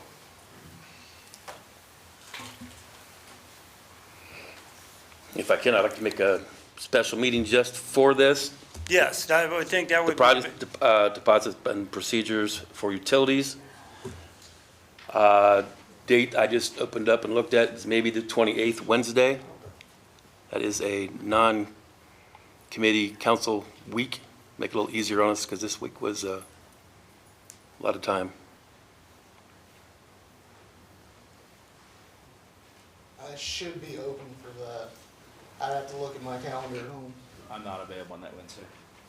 But please feel free, if that's good Well, for us, to have it without me. I don't know when I'm getting back. from Mr. the White dance. suggested having it on the 15th when there was another meeting scheduled. 15th?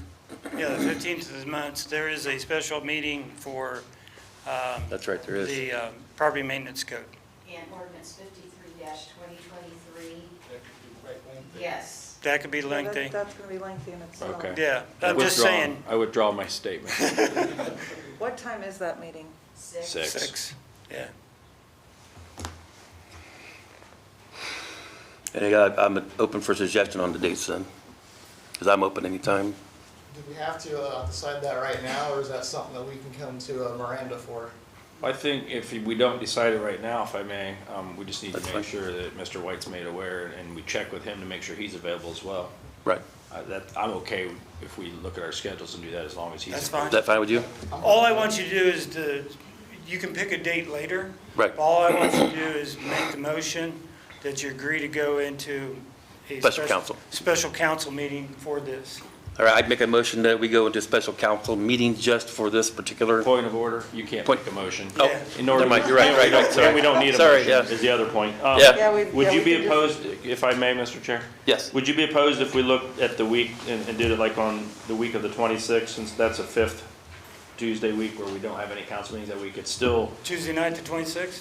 Monday's the 26th. I just said any night that week, the week of the 26th, we don't have any meetings that whole week. So That's would you be fine. opposed if we waited that long? No. Okay. I I mean- would suggest then, Chris, that we pick something that week of the 26th, if we were looking at the Thursday, the 29th. That's fine with me. Does that work for you? Oh, yeah, that's fine. That way we can, have everybody available. That gives enough notice for anybody that wants to show up on this, that they can Zion's show got to up. look at his calendar, but at least we know what week it is. Right. At least we'll know what week it is. If Zion's still got to look at his calendar yet for that. But I would be open for any of those dates that week except for 28th because Aaron's got something. Yeah. And Kevin. And Kev. Yeah, I'm good the rest of the week, the 27th or the 29th, both work for me, so. Check with Zion, and then you can call the meeting and we can let Mr. White know. 3 of you have to call it. Well, yeah, I think we're kind of all in agreement to that, so yeah, 3 of Yeah. us can call the meeting. I just need to let her know. Yeah. And actually, the head of the committee can call a meeting for a committee meeting. Right now, it's still in the rules that way.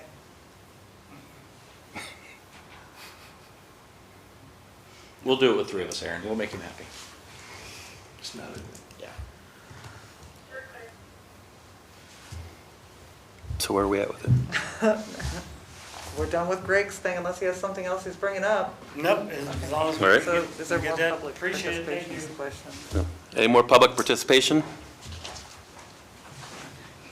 Moving on to approval of the minutes. I looked at those and I will make a motion to approve the minutes from January 18th, 2024 regular service meeting. I second that. Uh, All in favor? All in favor? Aye. Water line charges, I believe nothing has been done with that. So Now, the changes, that's what they were notifying us about Right. in the previous committee, and in this committee, I just think we all need to say thank you, and thanks for you letting the us know. information. thank you for the information, yep. Mine too. Moving on, BCO 903, street excavation has been not going to be discussed tonight. Bond increases for street or bond increases for street cuts. Jeff Dunn, do you want to talk about that for a little bit?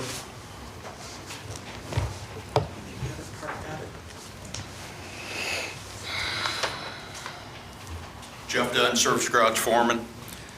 Actually, I didn't know, I wasn't coming here tonight for this, so I'm not, this is something I started about 6 months ago, asking to be changed to $10,000 to help with the fees. We called around, I asked the engineering firm what other cities was doing, and they came up to $10,000 fee. Just to update it, because it's been how many years? That's something I looked at too, and that's actually what I have in my notes to do that. I also called our bond company at work to verify what kind of the average was, and exactly what Mr. Dunn says. The average of most of the municipalities in Ohio through our bond company was 10,000. There are some as high as 25. But I had asked Mr. Dunn if he thought 10 was adequate, and he did, so I That's think. exactly what I did too, and that's what I came up, the same number I came up with. Yeah. I'd like to make a motion requesting legislation updating that ordinance to increase that fee to $10,000 as a bond. I have a question. May I ask a question, sir? Yes, sorry. Do we need to change the bond requirements at the same time, or are those two different pieces of legislation? Because the bond requirements that they were looking at was also going to be brought to this committee the next time. That's for. Bonding for people in the Yeah, that's- right-of-way. So separate? Yeah, Cool. this is for street Then cuts I will only. second Mr. Myers' That would motion. be 2 different pieces. I see what you're talking about. I just want to make sure they weren't the same legislation. No, it'll be different. So I'm looking at, do I make the, I made the motion, she seconded it, you have to have us vote. All in favor? all in favor? Aye. Motion passed. Motion passed, thank you. My opinion, deposits and procedures for utilities, I have not had enough time to. Well, that was the one that we were. Yeah, that's what we just did, yeah. Okay, sorry, moving on from that. Open projects, I know of one, and that's Mary Street Bridge. Jeff, you want to talk on that one a little bit too? Sorry, let you sit down, but you know. Jeff Dunn, service garage foreman. The state does the inspection of the bridges, and the reports came back there was issues underneath the Mary Street. We got Crawford Construction coming over to start looking at it, see what the issues are. There's no cost yet or what it's going to take to repair it. So basically, they're down there jackhammering away at it, just kind of see what the problems are, then they'll give us a quote on it then. Okay, thank you. Public participation again? Seeing none. Adjourning at 7:47. Safety Committee, February 8th, 2024.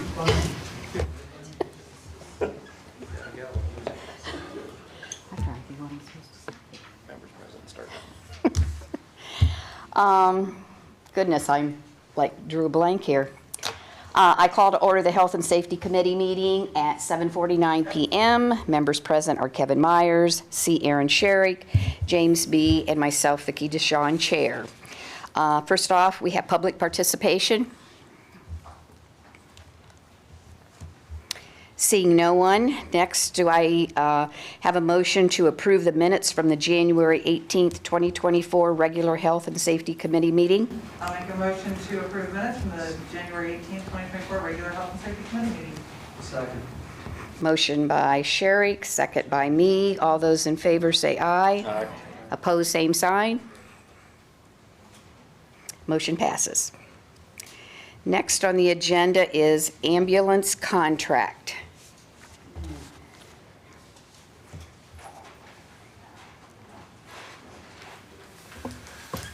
Chad Schwemley, Fire Chief. So what I'm doing is I'm requesting there be a resolution to allow the service director enter into a contract, another 3-year contract with the Crawford County West Joint Ambulance District. One point of question I do have is, originally the other night when this was referred, we were also supposed to be talking about the billing rates. Did that just get forgotten? Oh, it's in finance, okay. I didn't read that far down, I guess, so, okay. So, I've met with the service director and the ambulance district. We are looking to increase their subsidy to a $65 per capita. That would, what it would do is then it would bring in $243,000 and $2,043,230. This contract also needs to have the corrections of adding Todd Township and also adjusting the population numbers. Can you say that number again? 2,400,000? So it's a $65 per capita. Right. The new population is 3,742 for the ambulance district. That includes Bucyrus, Dallas, Holmes, Likens, and Todd Townships. The subsidy then be received would be annually, but $243,230. Sorry. Thank you. Is it possible to get a copy of that sheet that you're reading off of? Yes.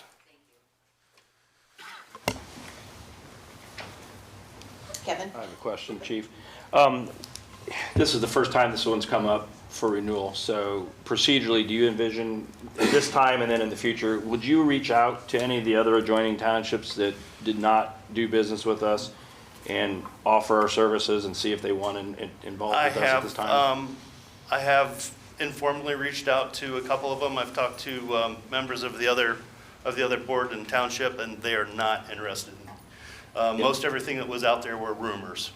just curious if that was even thought of and being discussed. Yeah, so, yeah, the only other one that is potential that we would, and I believe Texas Township was having issues, like as what Todd Township was before we brought them in, but they've since passed a levy and stuff out there, and, you know, they were having a small issue, but I think it's been resolved at this time.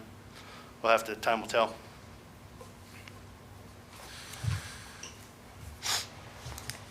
Would you make a motion? Yes, ma'am. I would like to make a motion requesting emergency legislation allowing the service director and mayor to enter, or service director and or mayor to enter into a contract with the Crawford County West Joint Ambulance District for a duration of 3 years.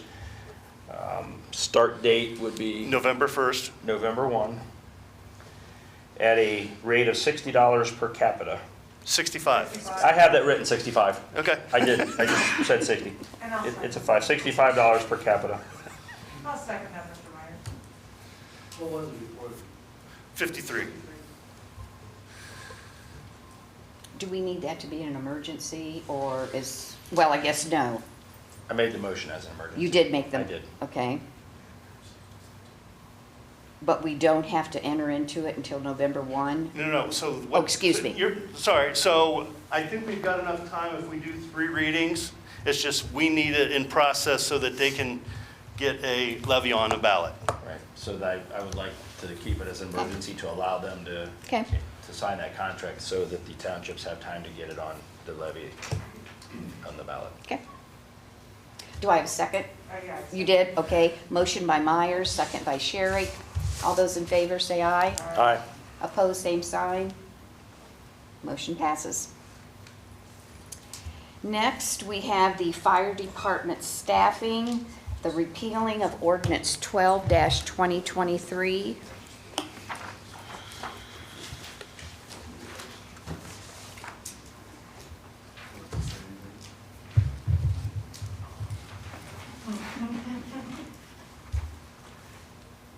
So, who referred that to us? Service director. I referred it to you.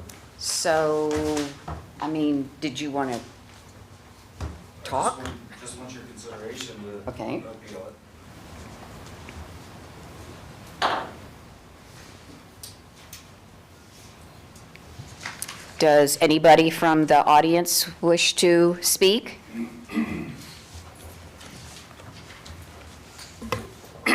Jermy Gillam, President, Bucyrus Firefighters, IFF Local 1120. To the Mayor, Safety Service Director, Law Director, President of, and members of City Council, I stand here in front of you and the citizens we protect and you represent as the voice of the 18 members of the Bucyrus City Fire Department. There has been much said over the past week or two from our union brothers in blue, who we have stood behind and supported them on various issues and thought they would do the same for us. This has not turned out to be true. We will continue to support the Bucyrus Police Department and the officers that risk their lives. You will never hear a fire department member call out for reduced staffing or a smaller police force. The police department and its officers will always have the support and backing of the members of the fire department when it comes to wages, benefits, and the staffing they feel they need and deserve to operate and do their jobs effectively. What I will speak on is how numbers become skewed for the layperson and for those not familiar with a firefighter schedule. We work a shift that is consisted of a 24-hour shift on duty followed by 48 hours off duty, unless of course there's an overtime shift that needs to be filled and offered to an individual. What this means is we work 676 hours more than an individual who works a 40-hour work week, and this is paid straight time. This also means we work an additional 13 hours before we are eligible to collect overtime because we are on a 53-hour work week and not a 40-hour work week. So to put that in perspective, based on current police and firefighter wages, the comparison of a firefighter making firefighter wages at the police worked hours is a difference of $15,000, the police making more. The difference of a police officer working a firefighter's hours is a difference of $20,000. Once again, the police making more. So the guys behind me making the wages in the fire department that have caused such a stir in these council chambers, on Facebook, and city council live feed comment sections is because we have guys working 1,400 hours of overtime. The guys working overtime are not threatening to quit, to leave, or to find other employment because of working overtime. We know that staffing level of 6 is minimum needed to provide an adequate fire and EMS service to the residents. Once again, I say minimum. The members of the Bucyrus City Fire Department have stepped up and put in overtime hours because overstaffing issues in the fire department. Think about it this way for those of you on a 40-hour work week. Think about the W-2s you've recently received because of the nearing tax season. Double the wages on that W-2. Is that number close to or over 100,000? Because there are members of the fire department that have put in 1,400 hours of overtime, which is equivalent to 2 full-time 40-hour-week jobs based on hours alone. We do not need to reduce staffing, and getting rid of an ordinance that protects this from happening is reckless and does not make sense. We need to hire. You either pay overtime or you hire. Reducing staffing eliminates a medic unit from being available, and we currently only run 2. That's cutting our EMS response in half. I believe there are other ways and avenues to reduce spending, possibly looking into a dispatch center that has a $500,000 budget when you have a sheriff's office who is currently dispatching for the fire department. Between EMS revenue generated, subsidies being paid by the townships we cover, and our fair share of both safety forces levies, the fire department is self-sufficient. To think about cutting staffing in the fire department is robbing Peter to pay Paul. These potential cuts are going to put an additional strain on the current members of the fire department, and this is where we will see members seeking other employment because of working short-staffed, understaffed, which is ultimately putting money ahead of life safety once again, not only for the members of this department, but also the residents we protect. In closing, I would like to remind council that we have an EMS partnership with the townships that expects 6 on duty and the contract that is open for renewal soon. Why would the townships agree to an increase in subsidy if the level of service is going to or could be reduced?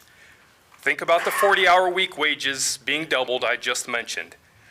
I have requested a labor management meeting with the administration so something can be resolved without the ordinance being revised or repealed. I thank you for your time and trust the decision you make will be based on life safety first and money second, unlike the past administration. Thank you. Kevin? Has that meeting been scheduled or just requested at this point? Requested, Okay. has not been scheduled. Okay.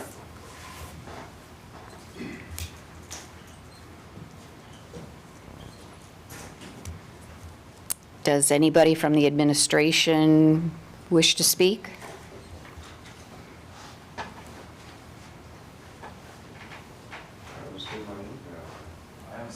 I haven't seen that come through. I put it through the chief's office, so. What's that? I put it through the chief's office. Oh, okay.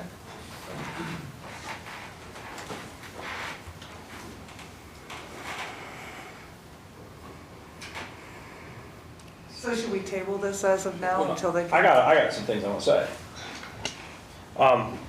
First and foremost, everything he said is correct. Second, yeah, we're in a budget crunch and we got to figure out what to do, and I like the fact that they're at least coming to the table to try to work on some things. The one thing that I think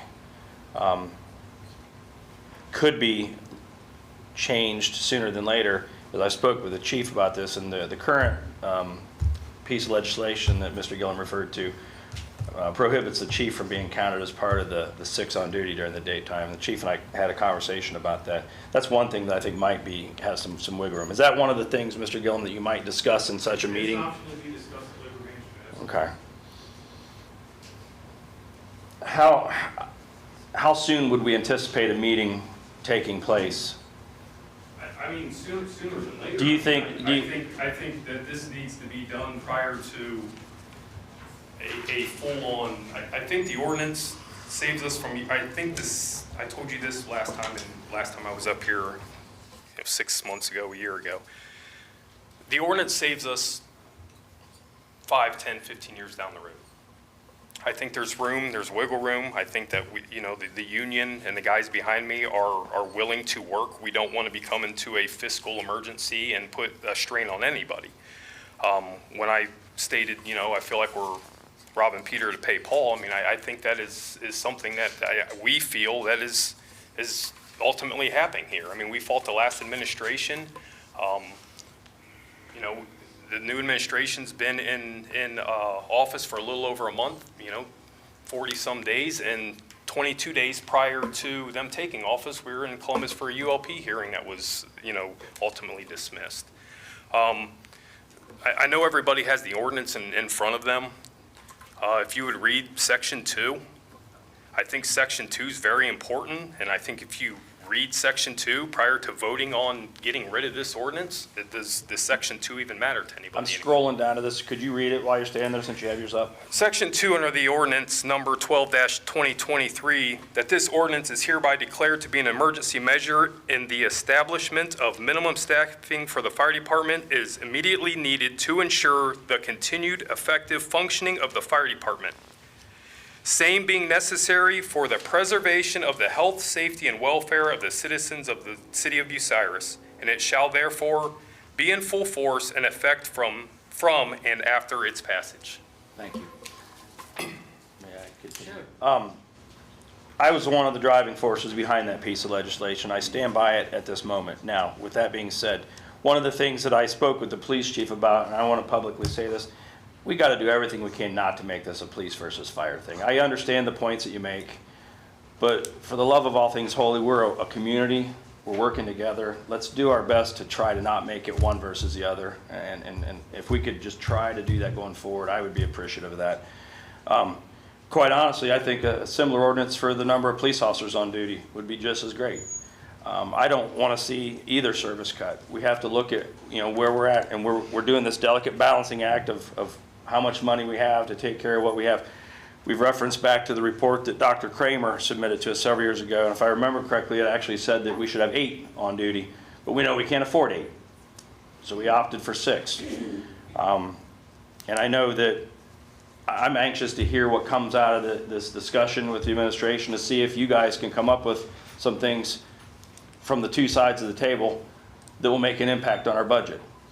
And if we come out of that meeting and nothing's happened, then maybe we have to sit down and look at this and see, because it sucks when we're trying to take two things that are very important to us, balancing our budget and having the right protection. So I applaud you guys for reaching out to the administration, and I look forward to hearing back, hopefully by our next meeting, and see where that goes, if that's a fair consideration. Does anybody else have anything to say on the committee? Does anybody from the audience? Any more public participation? J.D. Hord, 1285 Wyandotte Road, Bucyrus Township trustee and 10-year member of 2 different ambulance districts. I just want to say that our ambulance district that we have now, we put a lot of work into it, and it's working so well right now. We have no complaints. We're very happy. The cooperation between Bucyrus Fire and the townships is great. Mutual aid back and forth. I don't want to pick sides here, but I do just want to say be very careful of staffing on this, because somebody brought up in the last council meeting Tuesday night, why not private EMS, something like that. Valid, good question. We've already been there and done that, and staffing was a huge problem, and they were out of contract all the time, and ambulances always showed up eventually, and sometimes it was the township coming instead of the EMS that we contracted for. So there's really no cost savings there if we're going to cover it anyway. So I guess that's all I have to say, is just be real careful of staffing, because it's just working so good right now, I'll answer any questions, be happy to. Kevin? It's a rhetorical question, but I think you know the answer. I just wanted to throw that out there. Do you recall from the time dealing with the private ambulance providers that we dealt with over the last 30 years, were a majority of them Bucyrus residents or from outside the area that oftentimes relied on a GPS and were lost where they were going? What I'm trying to point out is the benefit to this service that we have now with the Bucyrus Fire Department. These guys know their area. Oh, absolutely, yeah. They couldn't find That's my point. their way That's my point. anywhere I sometimes. think that needs to be clarified. Yeah, they used to go the wrong way. And you were on the ambulance board. I was on both, the Yeah, previous one. and the so others. I made the comment, I kind of want to see if you would reiterate my statement that I made the other night. When we had the last time we had a bid, we had two companies put in a bid. One was realistic and one was One was not. a joke. One was a yeah. joke, it was an It was a insult. joke. It was just a, But the one that was realistic was the company that was awarded the bid, who also was the same company that came back and said it's going to be triple or quadruple if we decide to even put in for it. We also learned about how the number of private ambulance companies in Ohio over the past 10 to 20 years has went from several hundred down to just a few hundred, if even that many now. yeah, private EMS just isn't going to work anymore. It's a model that is no It longer used to sufficient work. for public It used sector. to work, but it doesn't anymore, so. Thank you. That's all I have. Yeah, thank you. Thank you. Aaron? Just for the record, that private hasn't worked for a very long time. My dad is not here. It was 22 minutes for them to get across this town. 22 minutes, where they got lost 4 times, and the fire department made it there first. And their phone lines were down that day. They made it there first without having phones in their building working before the ambulance. What we've got is working. It saves lives. Messing with it, I won't put anybody else through this.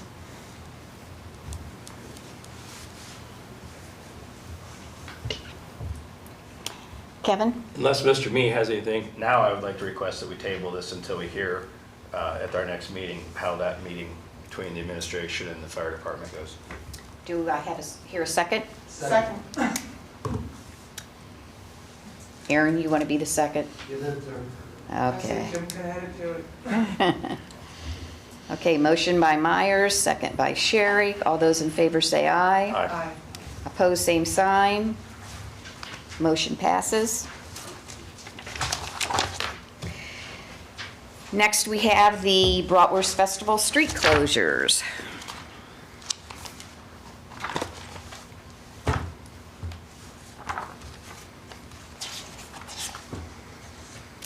This is just the typical piece that we have every year, you know, what streets are to be closed and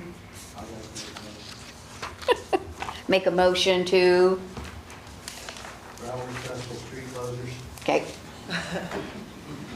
non-emergency. yes, non-emergency. Got that in plenty of time. A second? I will second that.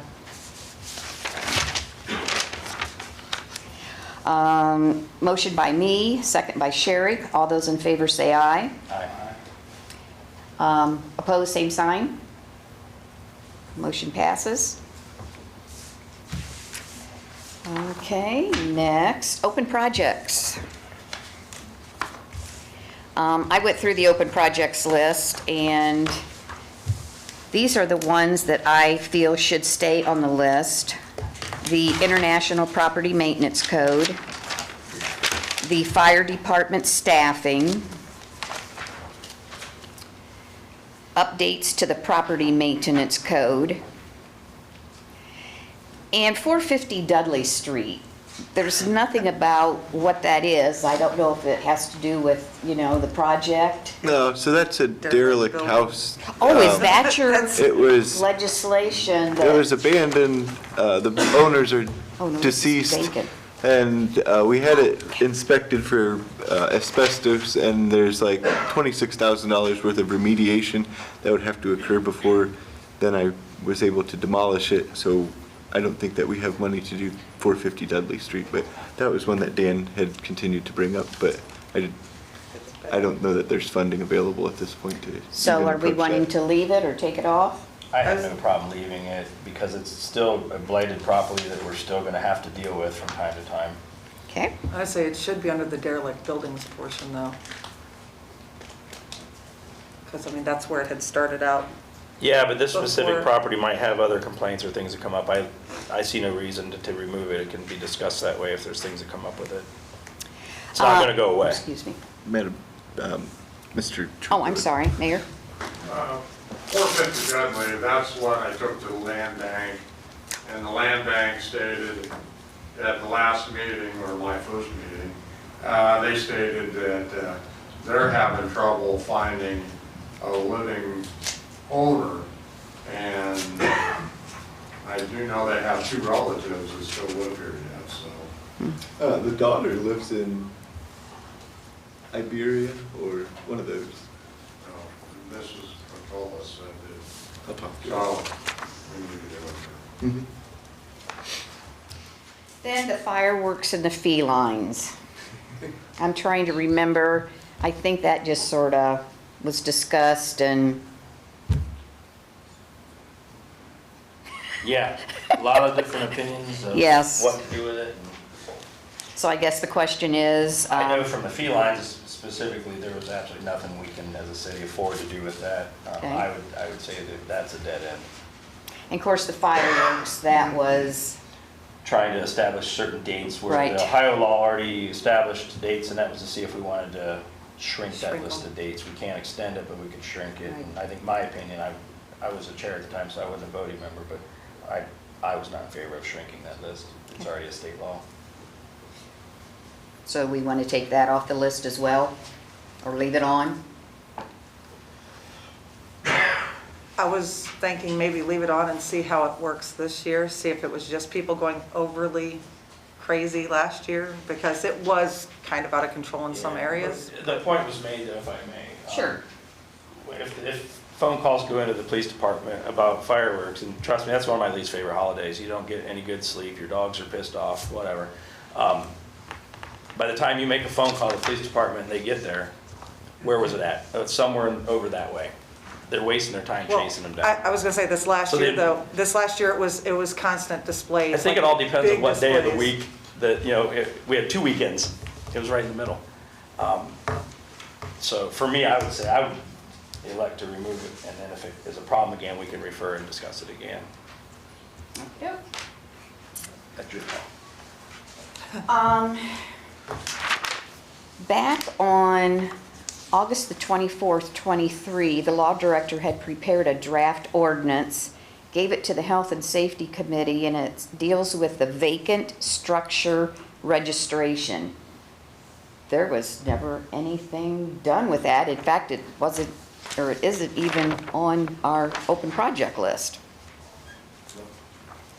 So do we want to have Miranda put that on here because we do have this draft ordinance and we look at it, or? Okay. Is there something that we were waiting on about that? No, I think you guys asked me to provide a draft, and I Right. provided a draft, and then I think Died, okay. we just kind of got busy chasing fireworks and cats and felines. Yeah. I don't know. Okay, does anybody else have any questions on the open project list? I mean, are you fine with what I was indicating we should leave on? Well, I guess we did discuss that, so we pretty much did. Okay, fine, so much for that. Now let me get, I'm sitting here. Okay, give me your agenda. That's the finance one, but. Now, here it is, here it is, here it is. Yes, public participation. I haven't had enough sleep for the past 3 days. I don't know why. Okay, seeing no one, I adjourn the meeting at, let's see, 8:16 PM. Public Lands and Buildings Committee, February 8th, 2024. I'm calling Public Lands and Buildings Committee to order at 8:19 PM. Members present are Zion Hickman, Carolyn Shireman, Christopher Moritz, and myself, C. Aaron Sharrock, Chair. First thing on the agenda is public participation. Do we have any public participation for Public Lands and Buildings? Seeing none, we have the minutes from January 18th, 2024. I will make a motion to approve the minutes of the January 18th, 2024 regular Public Lands and Buildings meeting. I'll second it. All right, I have a first to approve the minutes from Mr. Hickman and a second from Mr. Moritz. All in favor? Aye. Aye. Aye. All right, all opposed, same sign? Okay, so that has been passed. All right, we're moving on. Leasing of public lands to solar companies. I mean, so currently they're under like 2 more years with the farmers that are currently farming them, but if we went out to bid, subject to those leases, most of these solar companies are buying, they're not in the, or they're leasing, they're not in the construction phase. So they may even lease it subject to the other guy's lease and then begin their construction in a couple years. So I guess you have a couple options. You could ask me to prepare legislation approving the service safety director and the mayor to go out for bid for the farmland and ask for solar bids for solar energy product, or you could ask me to do additional research on what kind of companies are interested, what they're looking at, what specific properties we have that we would be looking at, those types of things. Okay. So you're saying we may need some further investigation on this before actually going out to bid? Or should we do that all as a big thing, like put you guys in charge of looking to see who else may be interested and... So we have to, we have to go out to bid, right? So, I mean, I guess my point was, I could pull some other leases that farmers and different people have in this area to give you guys an idea of what terms, what length, what, because one of the deals that this is these are long-term, so it's not like in 10 years if we get we could have got more. I mean, we're committing long-term. When these started, people were getting $400. Now they're getting in excess of $2,000. 3 years from now, I don't know that they won't be getting in excess of $4,000 or $5,000, but that's also, you know, we don't have that much time to wait on some of these financial issues. Right. I guess that's up to you guys. We could prepare legislation authorizing the service safety director to go out to bid.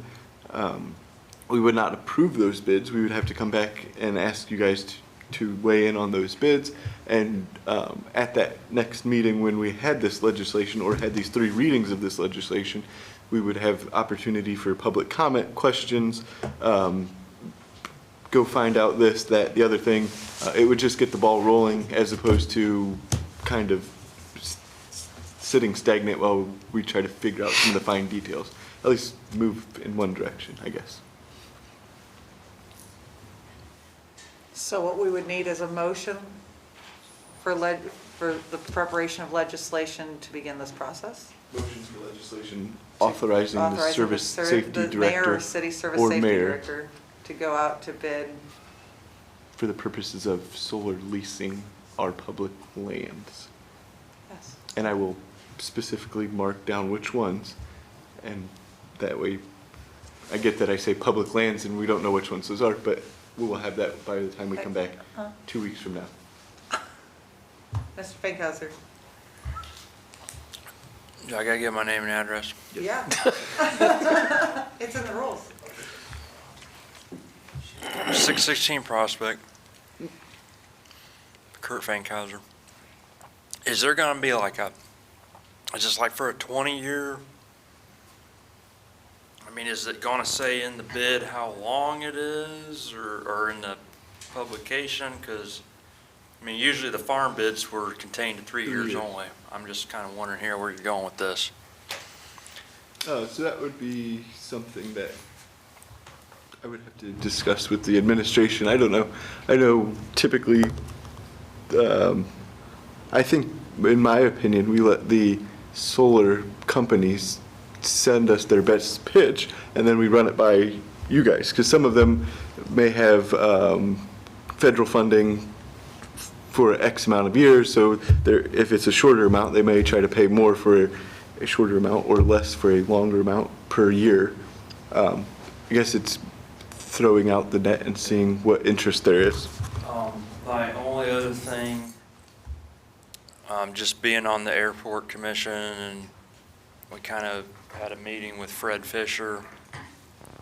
It really wasn't a meeting, it was just a discussion, but he had some ideas that some stuff they wanted to change out at the airport and maybe get a grant to put a road in and then maybe have another spur off of another industrial park in that land there around the airport, just because they were going to possibly, there was one of the owners of a plane was gonna have a jet in there now, and that was gonna maybe attract more industry type things there. So I don't know if, like, you can still put that out to bid, but make it that it's not, like, we don't have to go with it. We could still maybe discuss it and not accept the bid.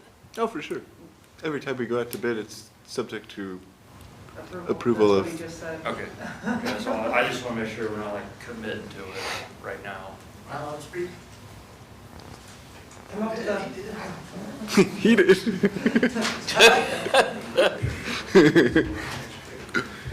Jeff Price, 1019 Reed Street. I hate to see us putting farm ground into solar because we're an agriculture community. I mean, there's a lot of wasted ground.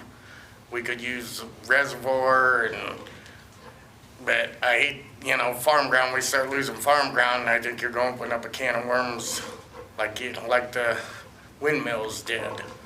And there's a lot of people that make money off farm ground. It's not just a farmer. You got the guy that sells tractors, seeds, fertilizer, the guy at the mill, and them's all local jobs.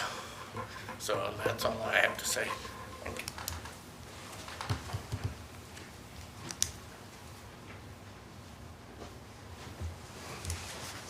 Greg White, 1125 Hillcrest Drive. I think it should say solar and any other alternative energy sources, because there's new technology coming in all the time. I don't know if you know about these tulip wind farms now. They are only 8 to 10 feet off the ground. No, it's not a wind farm. It's not a windmill, as the current legislation is in the county. That has to do with a height limit. These actually only sit 10 feet off the ground, and they also have another technology out there. It's called wobbles, okay? They actually are just a pole that wobbles in the wind and makes no sound whatsoever. Same like these tulips. They're very low profile. So I think if you're going to go out for a bid, it should be any type of alternative energy sources to look at the wide spectrum of different things. Because I know what the county commissioners passed, okay? It deals with wind farms, okay? All right, these are basically, and it has a height limit on it. It's not for wobbles or anything like this. But that's what I'm saying. Maybe we ought to open it up to. Yeah, so we're not going to limit it at all, though. That's what I'm saying, but when you say solar farms. I know, but because that's the one that's reaching out to us. But if a farmer wants to bid $25,000 an acre, we'll give it to him. Right. But what I'm saying is, It would just be a bid, straight bid. We ought to look at straight bids from every alternative that's out there that would like to come in and where we can lease our land to them. Correct. That's all, thank you.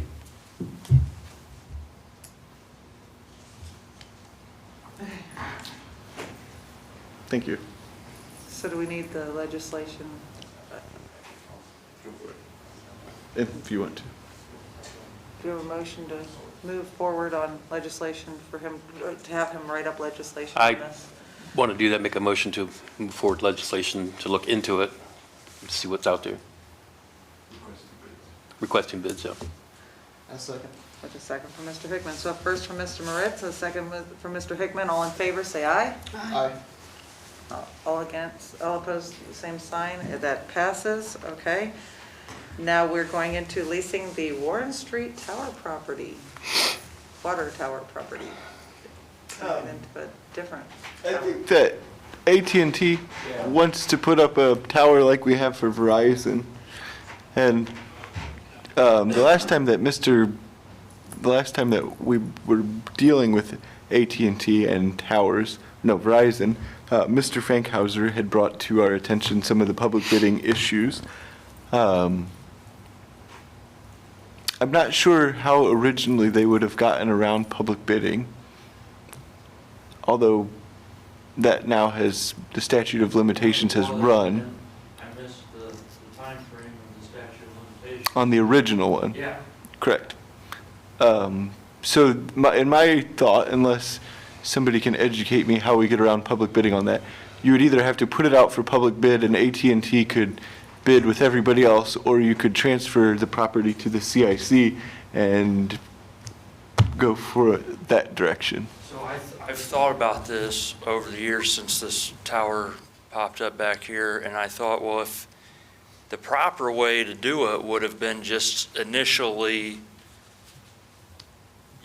designated that property as being put out for bid, and, whether you want to put a minimum bid on it or whatever, if they're already offering you something, and then, they could just tell them, say, hey, we got to put this out for bid. We know you want to offer this, just offer that in your bid, and then maybe somebody else will show up with $1,000 more a month, and then if they don't, we just accept the one bid, and then you go on. Right. And then to me, it would have gotten through all the Ohio Revised Code procedures at that point and be permissible. Right. I don't disagree.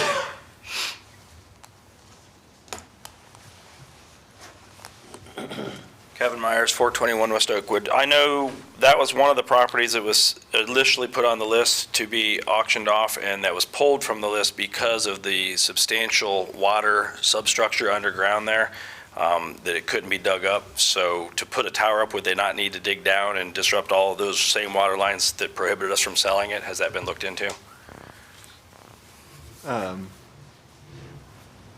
It will be. No, I don't know.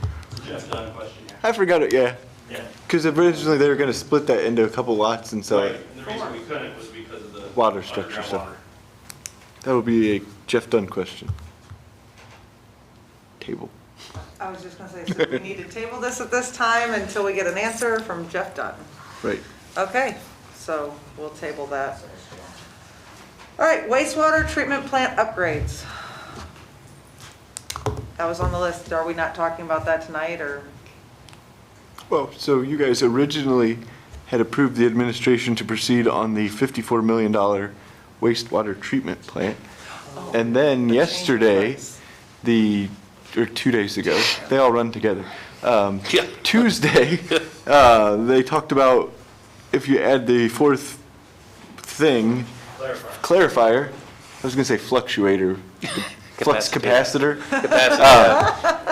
It would be 58,650,000 or something. So if you wanted to proceed down that route, I think that this public lands would give it its blessing, and then finance would actually approve it because it's a financial issue. And if finance wanted to go above and beyond and go with the 58 million, that would be their decision. But it would be kind of up to you guys as well, as if you wanted to endorse that $58 million plan, stay with what we're currently at, or ask for additional information from the administration or Arcadis or whomever. Okay, I'm not sure how many people listened the other night, but everything went up about 4,000. Million. Or 4 million, yeah, huge numbers. Sorry, my brain is just, we've got people very upset about this. We don't need unfortunately, we need a new wastewater treatment plant. This is a given. The EPA is going to tax us a lot more money, or fine us a lot more money if we don't do this. So that part's already been figured out, no matter what, we have to do it. The difference is, do we do something with the very minimum that may have to be changed within 3 to 5 years? Or do we go with the thing that opens up the chance for more business to come in and not have to be changed right away? And I'm sorry, but all this is really expensive, and I hate the fact that I'm sitting up here with probably less money than anybody else in this room, and I understand expenses more than anybody. But it's now a need versus a want.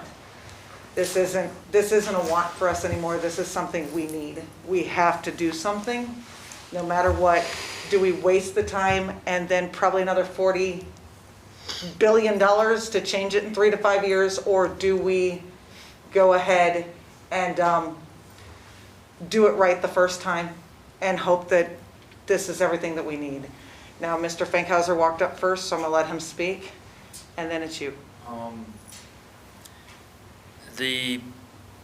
There's going to be huge growth opportunity in this region, spurring off from the Intel stuff going on down south. Little sub companies that need things that they might be a part supplier or something. raw material supplier or something.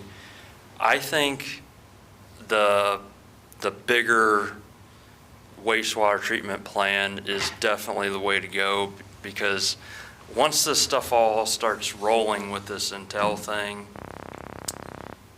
those companies are going to want to get going as fast as they can, and this wastewater treatment plant upgrade is like a 5-6 year process, and to get on this now, and there's other things beside the wastewater treatment plant that our city can do to benefit from the growth in the region, but that's just one thing that I think we definitely need to do, is go with the bigger plant, because down the road, if you don't, it's too late. You don't, they moved on, they're going to the next town down the road, it's got the bigger plant or has the extra capacity, because we won't be able to, at that time, build capacity fast enough to meet whatever need they're trying to meet. So, Well, and the explanation the other night flat out told us that by the time we get this plant done, we may already be into the need of the new, so we need to have, I mean, like, there's no reason to not, so that's not. Last night, I haven't verified these numbers, but somebody told me last night that whole Intel, the whole thing combined was gonna anticipate having a gross domestic revenue that exceeded half of all the other countries combined in the entire world. Well, we'll. You know, you got some poor countries, but, you know, this thing's gonna spread out way more than just, 60, 90 minutes away from us. And, whether that is a increase in residential housing that starts popping up our way, we're gonna need the extra capacity in our community from, you can build so many houses and run out of sewer capacity. So I just think we gotta do it. We don't have any choice, we need to do it. Ms. If we're Shireman, gonna, you were next. I believe that the citizens of Bucyrus has been screaming for better paying jobs in Bucyrus. This is our time right now to give that to them by doing the water treatment plant. I say phase 4 is the way to go, and we would have no trouble getting factories, businesses in here, so the people didn't have to go out of town to work, which is what they were screaming for, better jobs. All right, so at this point, all we needed to do was discuss this and say whether or not we as a committee were okay with going ahead and saying yes to the larger figure, because the finance is the final. So you're saying yes? Yes. I'm saying yes. Also, it's more than just a need. EPA is going to keep coming down harder and harder. Yeah. They're never going to stop. Right. They will never stop. They'll never surrender. They'll never give up. We're going to have to comply with what they have for us to do. They got a boot on our neck. Why not do what we have to do, and plus better the city of Bucyrus by bringing in more. By doing it right. Yeah, This is our chance. I'd say yes on me. Mr. Hickman? And I think from an economic standpoint, that is probably the way to go. So I am in favor of that, yes. All right, so we are pushing that off onto the finance with blessing, because yes, unfortunately, it's not a want, it's not something we want to do, it's something we have to do, it's a need. And I know I stress that a lot and have been quoted multiple times with that statement. And we agree on something, Aaron. Strike that. Okay, do we have anything in the open projects we wish to talk about tonight, or can we just worry about looking at those another day? All right, do we have anything else in public participation tonight? All right, seeing that is, we're going to end public lands and buildings at 8:40 PM. Development Committee, February 8th, 2024. We'll call Economic Development Committee to order at 8:42 PM. Members present are Vicky DeShawn, Carolyn Shireman, Christopher Moritz, and myself, Zion Hickman, Chair. Do we have any public participation for economic development? Seeing none, I will move to the approval of the minutes from January 18th, 2024. So moved. I move to approve the minutes. Yeah. All right. First from Mr. Moritz, second from Ms. Shireman. All in favor? Aye. Aye. All right. Library trustees. Stephanie Buchanan has requested that Pete Maynard, Katie Fisk, and Donna Moore be reappointed retroactive to 2024, I believe. Yeah. And I did not have a chance to email her, but would that be considered an emergency? Like, does she need that, like, now, or? I assume so because they're having Right, board 'cause they meetings have something already. coming up here soon, yeah. So do I have a motion to approve the So moved. trustees? As the emergency. No. Yes. Oh, I You want do. to ask for legislation as an emergency? Okay. Approving, So moved. Yes, emergency. Oh, I need a motion still. I have a second, I don't have a motion, though. I thought I said so moved. right. What are you supposed to say? Okay.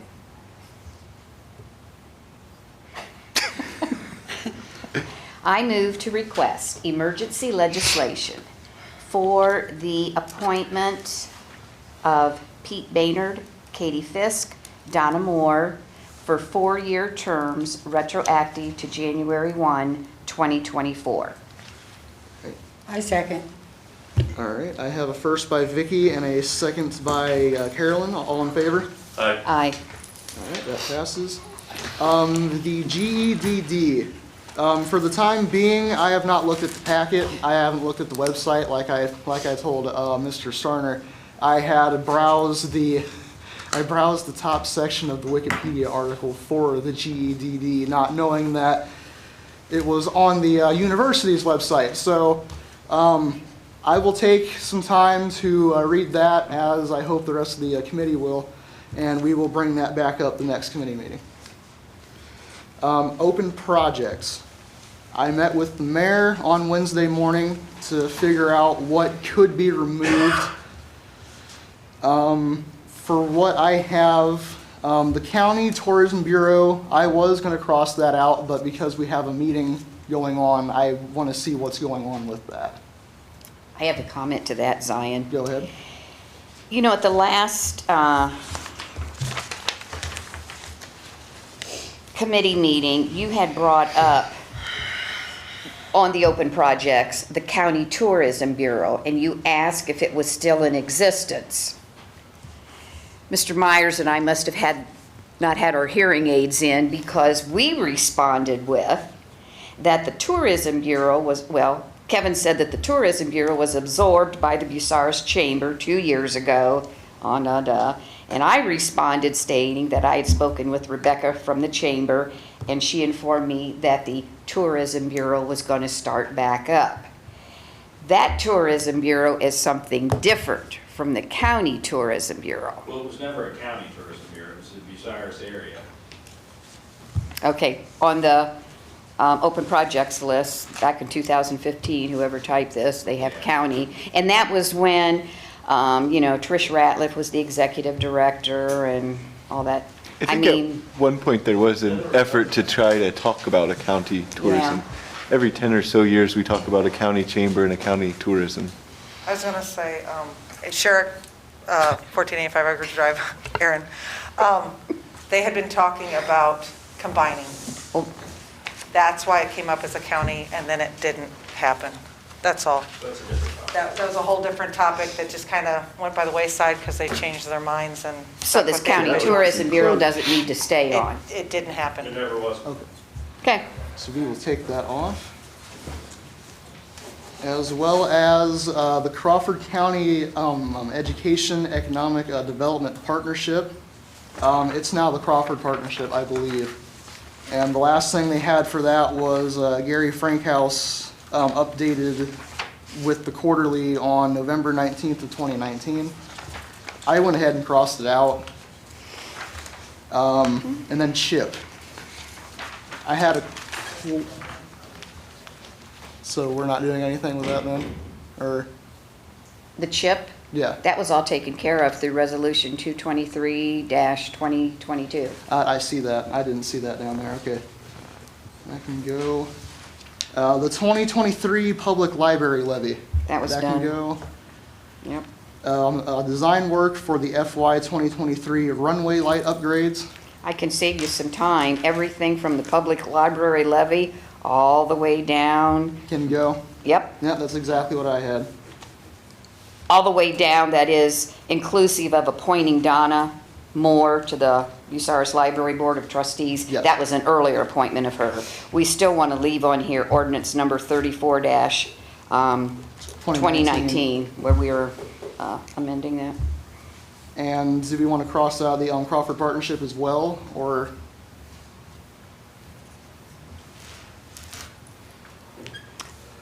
Well, that's not finished yet, though. Yeah. Is it? Or did we pass that as emergency I think we passed it as Tuesday? emergency. Okay, then yes, you're correct. We can take that off. Yeah. All right, well, our list is looking significantly Yeah. shorter. That was about the same as your list. I will have to give that updated list to you, Miranda, at some point next week. Do we have any more public participation for economic development? Seeing none, I will adjourn at 8:49 PM. Committee, February 8th, 2024. Call the Finance Committee to order at 8:50 PM. Members present are James Me, Christopher Moritz, Vicky DeShawn, and myself, Kevin Myers, as chair. Public participation for the Finance Committee. Greg White, 1125 Hillcrest Drive. One nice thing about the auditor's office, the gentleman did give me what I needed down there the other day, and I appreciate that from him. And I've talked to Kaylee, and basically Bucyrus City's total evaluation is $185,491,150. That's the total evaluation of all property in the city of Bucyrus. Okay? If you want to put on a 1 mil would equal $185,491.15. That's for 1 mil. Okay? So, I did some calculations. This might be unpopular with everybody, but this is not etched in stone. This is to give you food for thought. If the police department would need $1,250,000 to run the police department in an effective way with all the officers and dispatchers they need, I looked at the budget a little bit and I kind of inflated it a little bit. It would take 7 mils. Okay? It would take a 7 mil levy to do that. Now, and I want to back up here a minute. So for every $100,000 evaluation, per that number of 1 mil, you will pay $35. That's right from the county auditor. Okay, auditor's office. You said 35 per thousand? Per 100,000. 100,000. Right. So if you put on a 7 mil police department levy only, checks and balance, they get their own money, then basically a $100,000 home, okay, on the 7 mils would pay $245 a year. Okay? So if you took the fire department, now don't quote me on all these numbers because I'm learning too. So if the fire department needed $2,250,000 for operating budget, okay, for manpower or whatever, that would be 12 mils by this calculation. So a $100,000 house would be $35, would be $420 for the year. Okay? Now you got to remember one thing. This is based on a $100,000 house. Okay? If your house costs less than $100,000, you're going to be paying less. I want to clarify that for people. Okay? But if your house costs more than that, you're going to be paying more. Okay. So then I thought about it. That should be 2 separate levies. Then there should be 2 additional levies put on. One for vehicles for the police department. Okay? Police department would need $1 million to replace their fleet of vehicles. that would be a 5.5 mil levy, which means a person with a $100,000 valuation would pay $192.50 per year. Okay? Mr. White, can I just interrupt you? I've got a quick question for your math here. The $1 million, that's their entire fleet.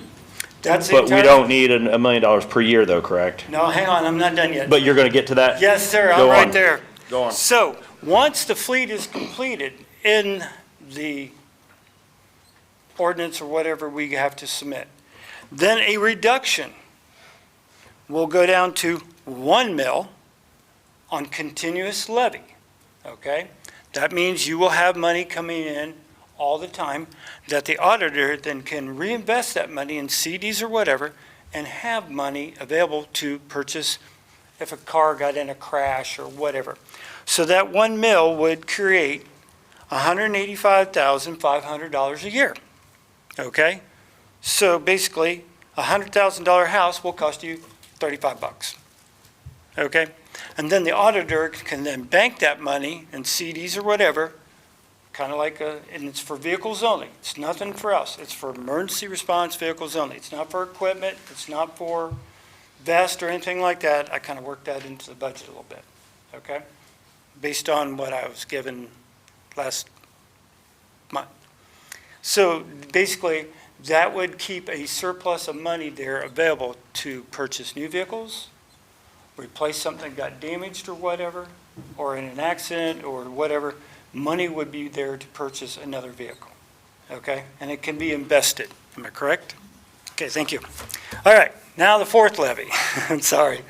So the same thing with the fire department. The fire vehicles will need $4 million. That's for a new ladder truck at $2 million, a new fire engine for about $800,000, maybe a little bit more, a couple new medic units. So that would be based on these projected figures, okay? They're not etched in stone. Would be 21.5 mil, which is a big one, okay? But you got to remember too is this: once the fire trucks are purchased, and as Mr. Myers knows, most vehicles, fire apparatus vehicles, can last 20 years. So then a reduction down to 2 mils would occur as a continuous levy also. That way, the city can bank off of that 2 mils $370,982.30, okay? In case they needed something happened to an engine, or whatever, or ladder truck or whatever. They would have bank money down the road to purchase another vehicle without having to go back to the taxpayers and say, we need more money. This would be a continuous levy. Remember that.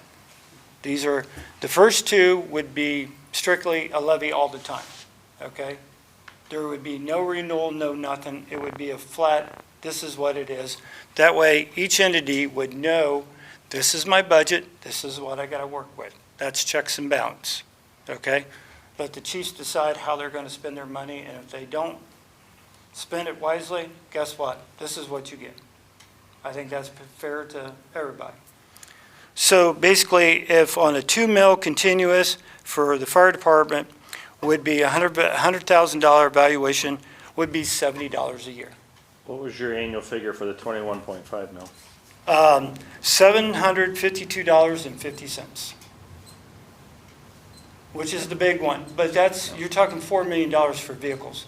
And that is going to increase every year that fire trucks are going to be upgraded, okay? Now, I did do some figures that even at the fire department at the 2 mil would be over 20 years would bring in over $7 million, which, you know what, is going to be chunk change when you 20 years down the road to buy a vehicle. But we would invest that money on CDs and we would get interest off that. So we'd be making money on top of our money, which I think is a great idea. So yes, this is going to cost a lot of money, okay? But these are just some preliminary figures. The other thing you got to look at too is, do you guys raise the income tax? To me, it's still not fair to the out-of-towners, okay, that if you don't make everybody pay and only make a select few pay, that is wrong. In my book, it will always be wrong, okay? So if you're going to raise income taxes, raise the income tax of everybody to meet the out-of-towners. That's the other solution to a problem too. If you're gonna make it equal, make it equal, okay? So yes, I will take a hit. I'm willing to take a hit to better this community, okay?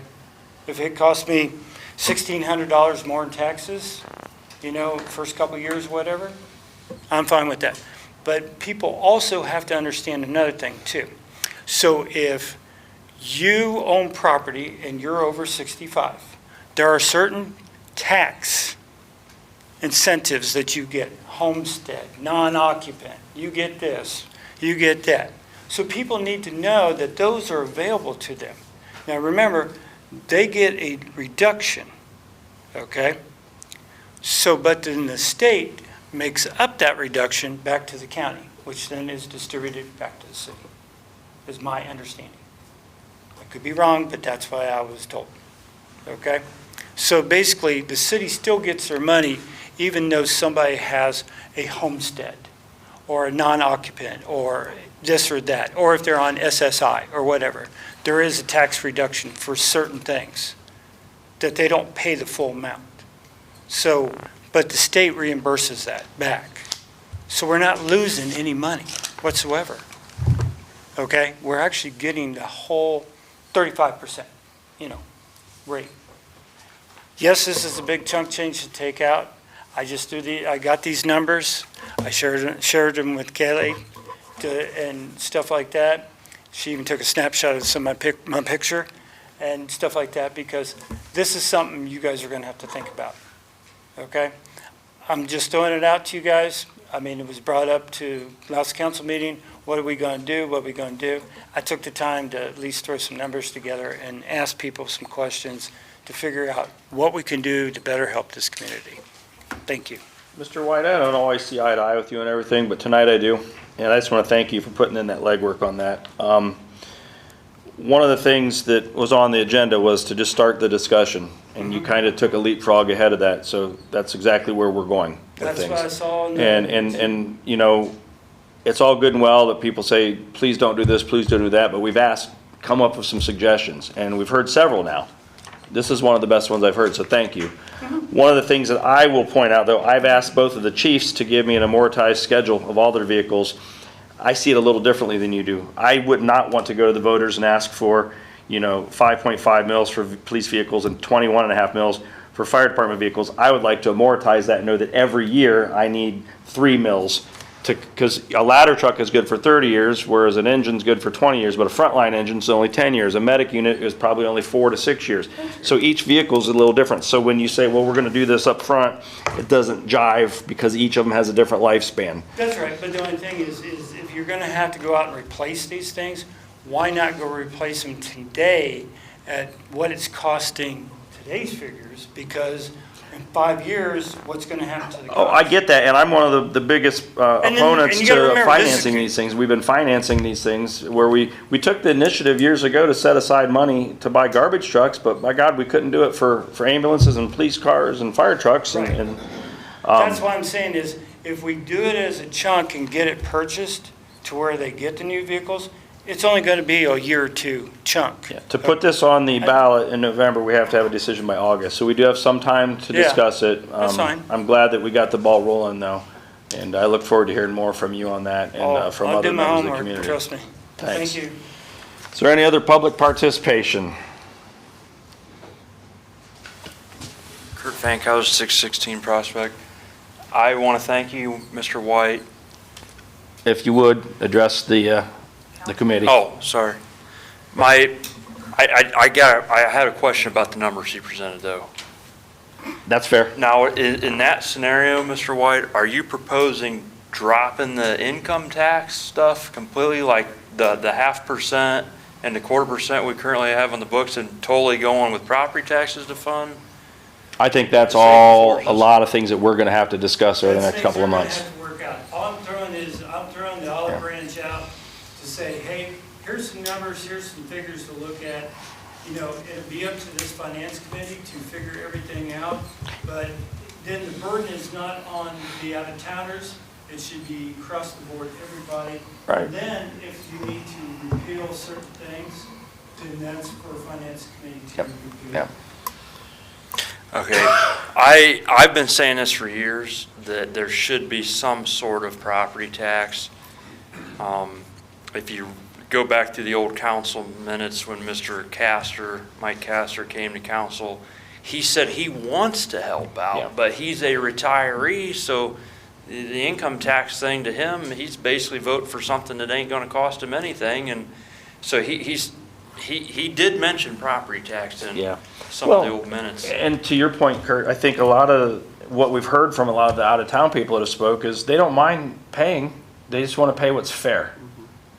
I think that, you know, this follows in line with that. But historically, we've never asked the retirees Yeah. through property taxation whether they would do anything. It's never been put on a ballot, to my knowledge. Just other because than- we've never done it, don't mean we shouldn't try. And I did look into Crestline. They tried to do a property tax levy here like last year Yeah. or so. Theirs was like $350 per 100. I don't remember the Yeah. mills, but it was going to be 10 mills, I believe. $350 per 100,000. It did not pass by their voters, and I believe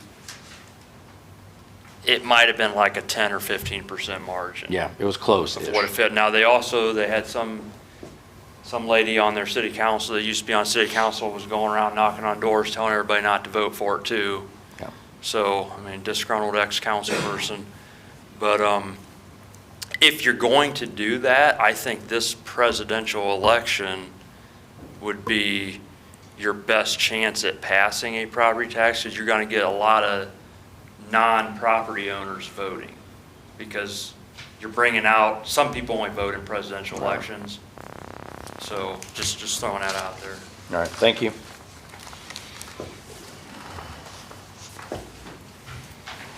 Sharrock, right? Yeah, Aaron Sharrock, 1485 Oak Ridge Drive, Bucyrus, Ohio. Okay, so we talked about this before, and we got it on the levy, and people are mad, and we just passed the levy, and blah, blah, blah. The problem is we were misled as to what we needed. More numbers were jumped after we needed it. And I apologize to everybody for that, because we were misled. We could only do what we could with the information we were given.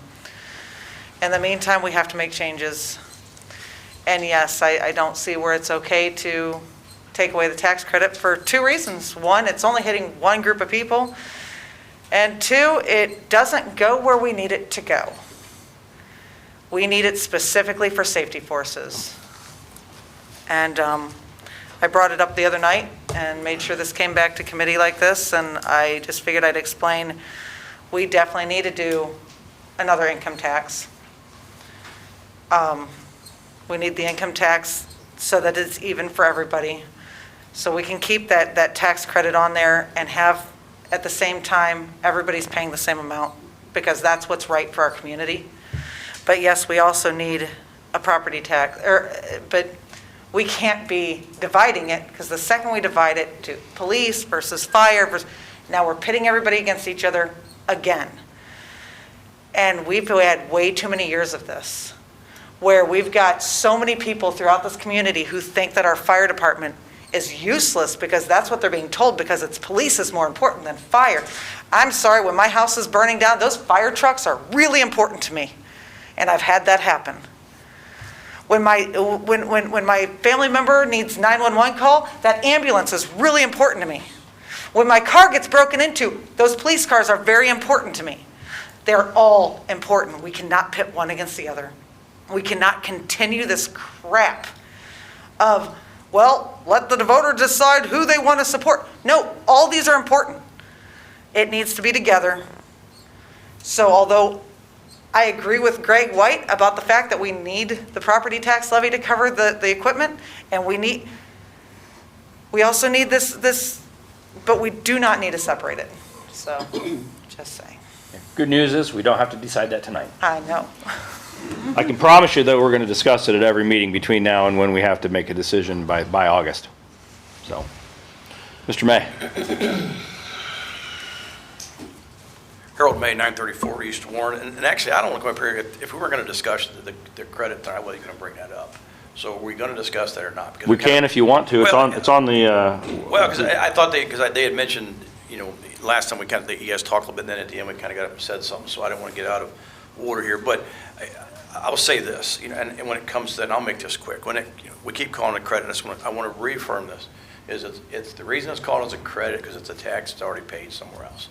And now, does anybody know what, I won't talk to him, because you go to city council, but when he was running those numbers out, when it was $100,000 and all the different mills all put together, what was it going to cost the person total? That's what matters. Greg, you already have that added? $100,000 house, what's it going to cost? What's it going to cost somebody a $100,000 house per year if you add all that together? $1,610. Okay, which is still less than what I'm going to pay if you put that double tax in place. And I think that point is the absolute most important point to make of that entire scenario. That's the point I want to make, and you get a lot of people, I bet you there's people home right now shutting off their TVs and they're mad because you're talking about property taxes, and it kind of goes back to what I said a couple weeks ago. People are okay with it when it's not their money, but when you start having conversations about it affecting them. I think what he discussed, now I definitely don't, now here's what I don't want to see, is you're going to throw that on top of it and throw an income tax levy on me at the same time. You're going to kind of have to look at both. But I think whether you're retired, if you're a homeowner, your property tax goes up, I don't like it. But at least it's something that's sustainable. It supports, I'll say this now, I have people up here, and I hate when someone does this. When you start talking about this, and whoever brought this up about any time about this credit, as it's called.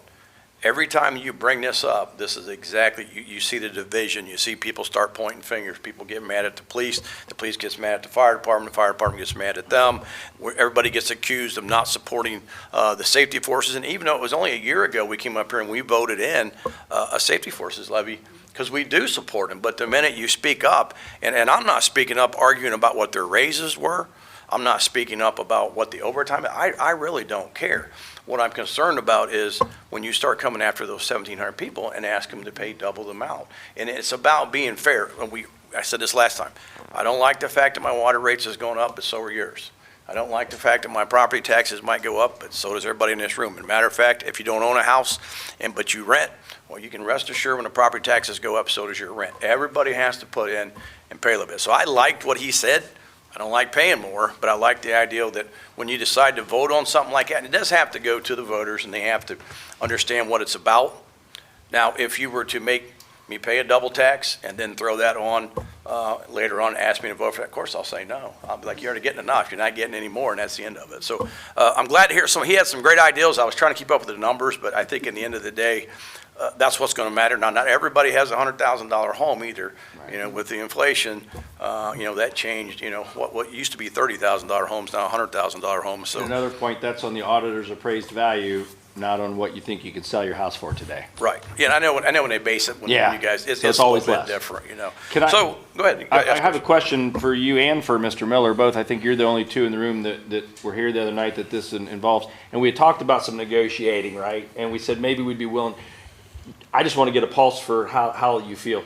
If we decide between now and August that we want to put a property tax levy on, we wouldn't start seeing that money for another year and a half, 2 years till we're getting paid back on it. Would you guys be horribly upset if we did discuss, well, maybe we do a partial credit reduction until that takes effect? I'm just throwing that out so we know if that's something we want to look at or if we're just going to totally honk you off and we don't even want to bring it up again. If it was up to me, I'd say no. If I was the person to decide, I would say no, only because of the fact you're still asking me to pay more than the next person. Correct. And I understand they need the We're money. just looking for ways to pay our bills the rest of this year. I get it. But so are the people that, the everyday worker that makes $49,000 a year, they're looking for ways to pay their bills. That's why I asked the question. All right, so I get it, and I'm not, and the same thing when people are, oh my God, he doesn't support the city. I do support the city. I'm just saying we got to come up with a better way of doing it, and I just don't think, when you bring it up, and it comes up but when it comes up every so many years, you start bringing up that tax credit, or I'm always going to call it a double tax. It is what it is. It causes and it makes a lot of people angry. and a lot of people don't come up here and say anything, and I really don't try to say anything because, I got friends on the fire department, well, they did, maybe not anymore, but, they ain't up here defending me. They were here with you earlier, but they've all left. Yeah, so, but what I'm saying is, I'm not after, I'm not after their overtime, I'm not after how much money I'm not after their raises. I support the police. I just don't support having, you're always in your pocket, and, people constantly making less. And so if you're gonna do it, it has to be something fair. I liked what he said. Now, the people may not like it, but if those out there that always say, hey, I support the police, I support the fire department, I support the schools, all these, it's easy to say when you're not paying anything. And I'm not going after the people that are retired. I'm just saying, if you're gonna support, then it should come from everybody. And everybody should have to pay a little bit. And if it passed, there's not a person in this, well, unless you don't live in Bucyrus, if you own a property, then you're gonna pay. And like I said, if you don't own property and you're renting, well, they're gonna raise your rent. So it's gonna cost you money. I think that's the fair way to do it.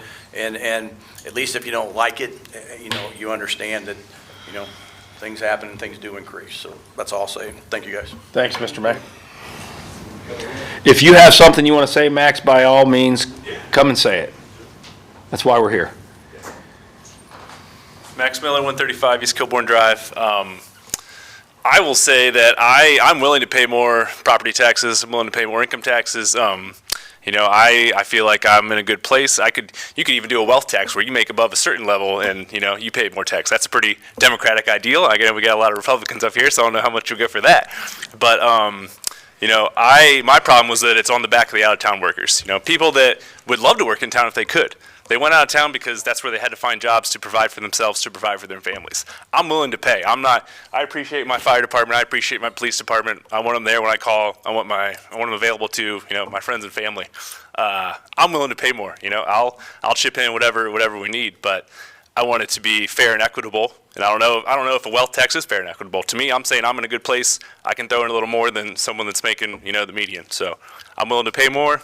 Willing to chip in, just want it to be fair and equitable, not on the back of the out-of-town workers. Thanks. Yep. Any other public participation? All right, moving on. You have before you the minutes for the January 18th, 2024 regular Finance Committee meeting. I would entertain a motion to approve. Don't do they? Are they in their packets, the January 18th?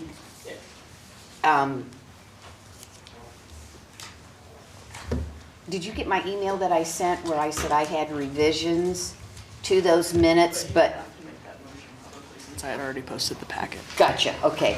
I would like to move that we hold on the approval of the January 18, 2024 meeting minutes because I have some revisions to make to them and. We have to do that in here now that they've been posted. We have to say the revisions? Mm-hmm. Oh, wow. Okay. Do you have a lot of them? Well, I don't have them with me. Well, then you can make a motion to table that, and then we can do that at our next meeting here. Gotcha. I make a motion to table. I have a motion by Mrs. DeShawn. I mean to table the approval. Yes. Yeah, so you can just send the revisions. She'll revise them and bring the revised edition next time. Right. Yeah. Yes. I think she'll make the revision. Okay. So are you saying I still have to make a motion for that, or, okay? Okay, I stand corrected. No, you're good. We just table it. All right, we're tabling it. Try again next time. See you next time. Mr. Mee, you had asked for the 2024 budget, and I think you've indicated to me you just want that referred, and there's nothing this evening that you want to discuss about it? You skipped one. Oh, I did, because I even told you today that I had you up at the top of the list. Here we go. So I sent out a memo, and it is for the new faces here. This is asking to reimburse our general fund from the enterprise funds. We look at the actual expenses for the prior year for certain areas: council members and clerk, legal, advertising, mayor, auditor, treasurer, law director, and assistant. So much, a percentage of that is reimbursable. And then we take, say 100% would be the general fund, waterworks, sewage disposal, solid waste, and stormwater water utility funds. So if you look at the bottom, that $369,764.48, 80% of that can be reimbursed through those enterprise funds, and that would equate to $73,952.90 between those four: waterworks, sewage disposal, solid waste, and stormwater utility funds. Any questions? All right, I would entertain a motion requesting emergency legislation. Your favorite. Pardon? Your favorite, emergency legislation. Emergency legislation? Well, we always do, yeah. Finance always is. Yeah. I so move. I second. All right, any further discussion? If not, all in favor, say aye. Aye. Opposed, the same. That motion passes. Mr. Me, just clarifying, nothing on the 2024 budget since I jumped ahead, right? That's fine. All right. So Mr. White kind of leapfrogged there, and we started talking about consideration of taxations and levies. I think that got the conversation started. I think we're in a good place with that right now. I ask that we continue to sit down and do our homework. I'm going to try to get together with the administration and the auditor at some point and try to come up with some solid numbers and verify some of Mr. White's numbers and just see where we're at with things so that we can actually talk real numbers in here instead of just hypothetical situations. So unless any of the three of you have anything else, I think we're in a good place with that right now. We're at right now with it, yes. All right. Jim? Vicki? Yes. Okay. The next item on our list is vacation of streets and alley fees. Administration, do you guys have data on that yet tonight? No, not at all. All right, we'll leave that on as an open project. Go, Mr. Gerner. What's it cost to publish a ordinance? It can range from $86 to over $300. Okay, and so to record something is $34 for the first 2 pages, plus $8 per page. The auditor's fee is going to be minimal. And then what's it cost to publish a notice? Like, so if we have to publish a notice of this proposed vacation, do you have any idea? I do not. Okay, I've I'll have This one that we I've did 6 never weeks in a published row. one. That was when we did Ray Thidoff's little, Yeah, yeah, I've 6 never weeks in a row. published. I'll have to find the bill for that. yeah. I've never But I thought you published said one. we didn't have to do that. We don't have to do it on this one, but my thought was, Raise the fee. when we're Raise going the fee, to, excuse when we're me. going to raise the fee, you would want to do it, Gotcha. one, if it's Sure. unanimous approval, and one, if it's not unanimous approval, because the biggest chunk is going to be that 6 weeks. Right. But I don't have that number, so I will look and Okay. come back. Now you can move on. So would you guys, as a committee, want to request the legislation and allow him to prepare the legislation with the proper numbers that he's going to research and bring that to full council? Or do you want to kick this to 2 weeks from now and have him bring those numbers back to this committee and then ask for your legislation? That'd be my suggestion, we do that 2 weeks from now. All right. So it is. EMS billing rates. Chief, thanks for waiting. It's, Make this quick. Chad Schwemley, Fire Chief. So, last time we renewed the ambulance contract, we made a change to the ambulance fees at that time, and I was reviewing them with our billing company. He provided me with some information of more so comparison rates for mostly cities our size and our surrounding area on what their rates are.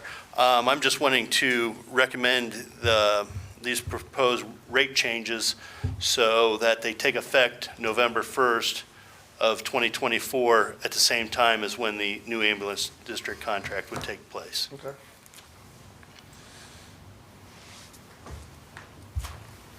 So do we don't really need legislation at this point for that? Your numbers are solid right now, you're happy with them, or do you want some time to review them and see if they need to go up between now and then, or? From all the changes and stuff that are we put in some extra for, projected down the road so that they should be good for about 3 years. Okay. Life of the contract, so, I don't know if it just needs a resolution I know for the billing company, I have to have approval from the service director. Right. But generally the others, it's whether or not, most everything else, all other fees and rates are being approved by council. So yeah, if you could do a resolution approving the new rate schedule as provided, and then you get me the rate, whatever. Okay. And we can put that in. What is the rate schedule? It would be upping the BLS charge would be $675, ALS $825, ALS 2 $1,075. We've got a non-emergent transport in there at $675 also. There is no non-transport fee.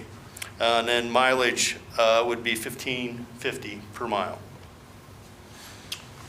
And then that would also be continuing at the soft billing.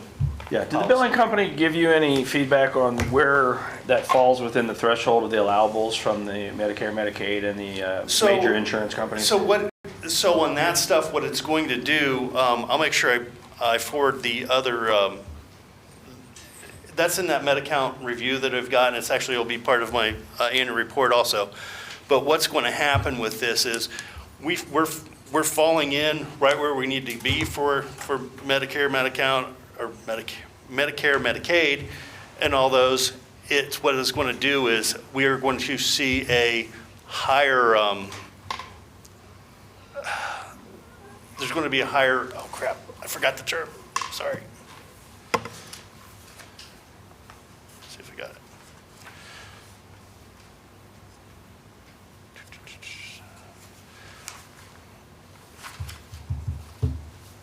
I thought I had it with me, sorry. Anyways, there's a higher rate in the amount that is forgiven. Okay. In the adjustment that's made. So right now it's going about,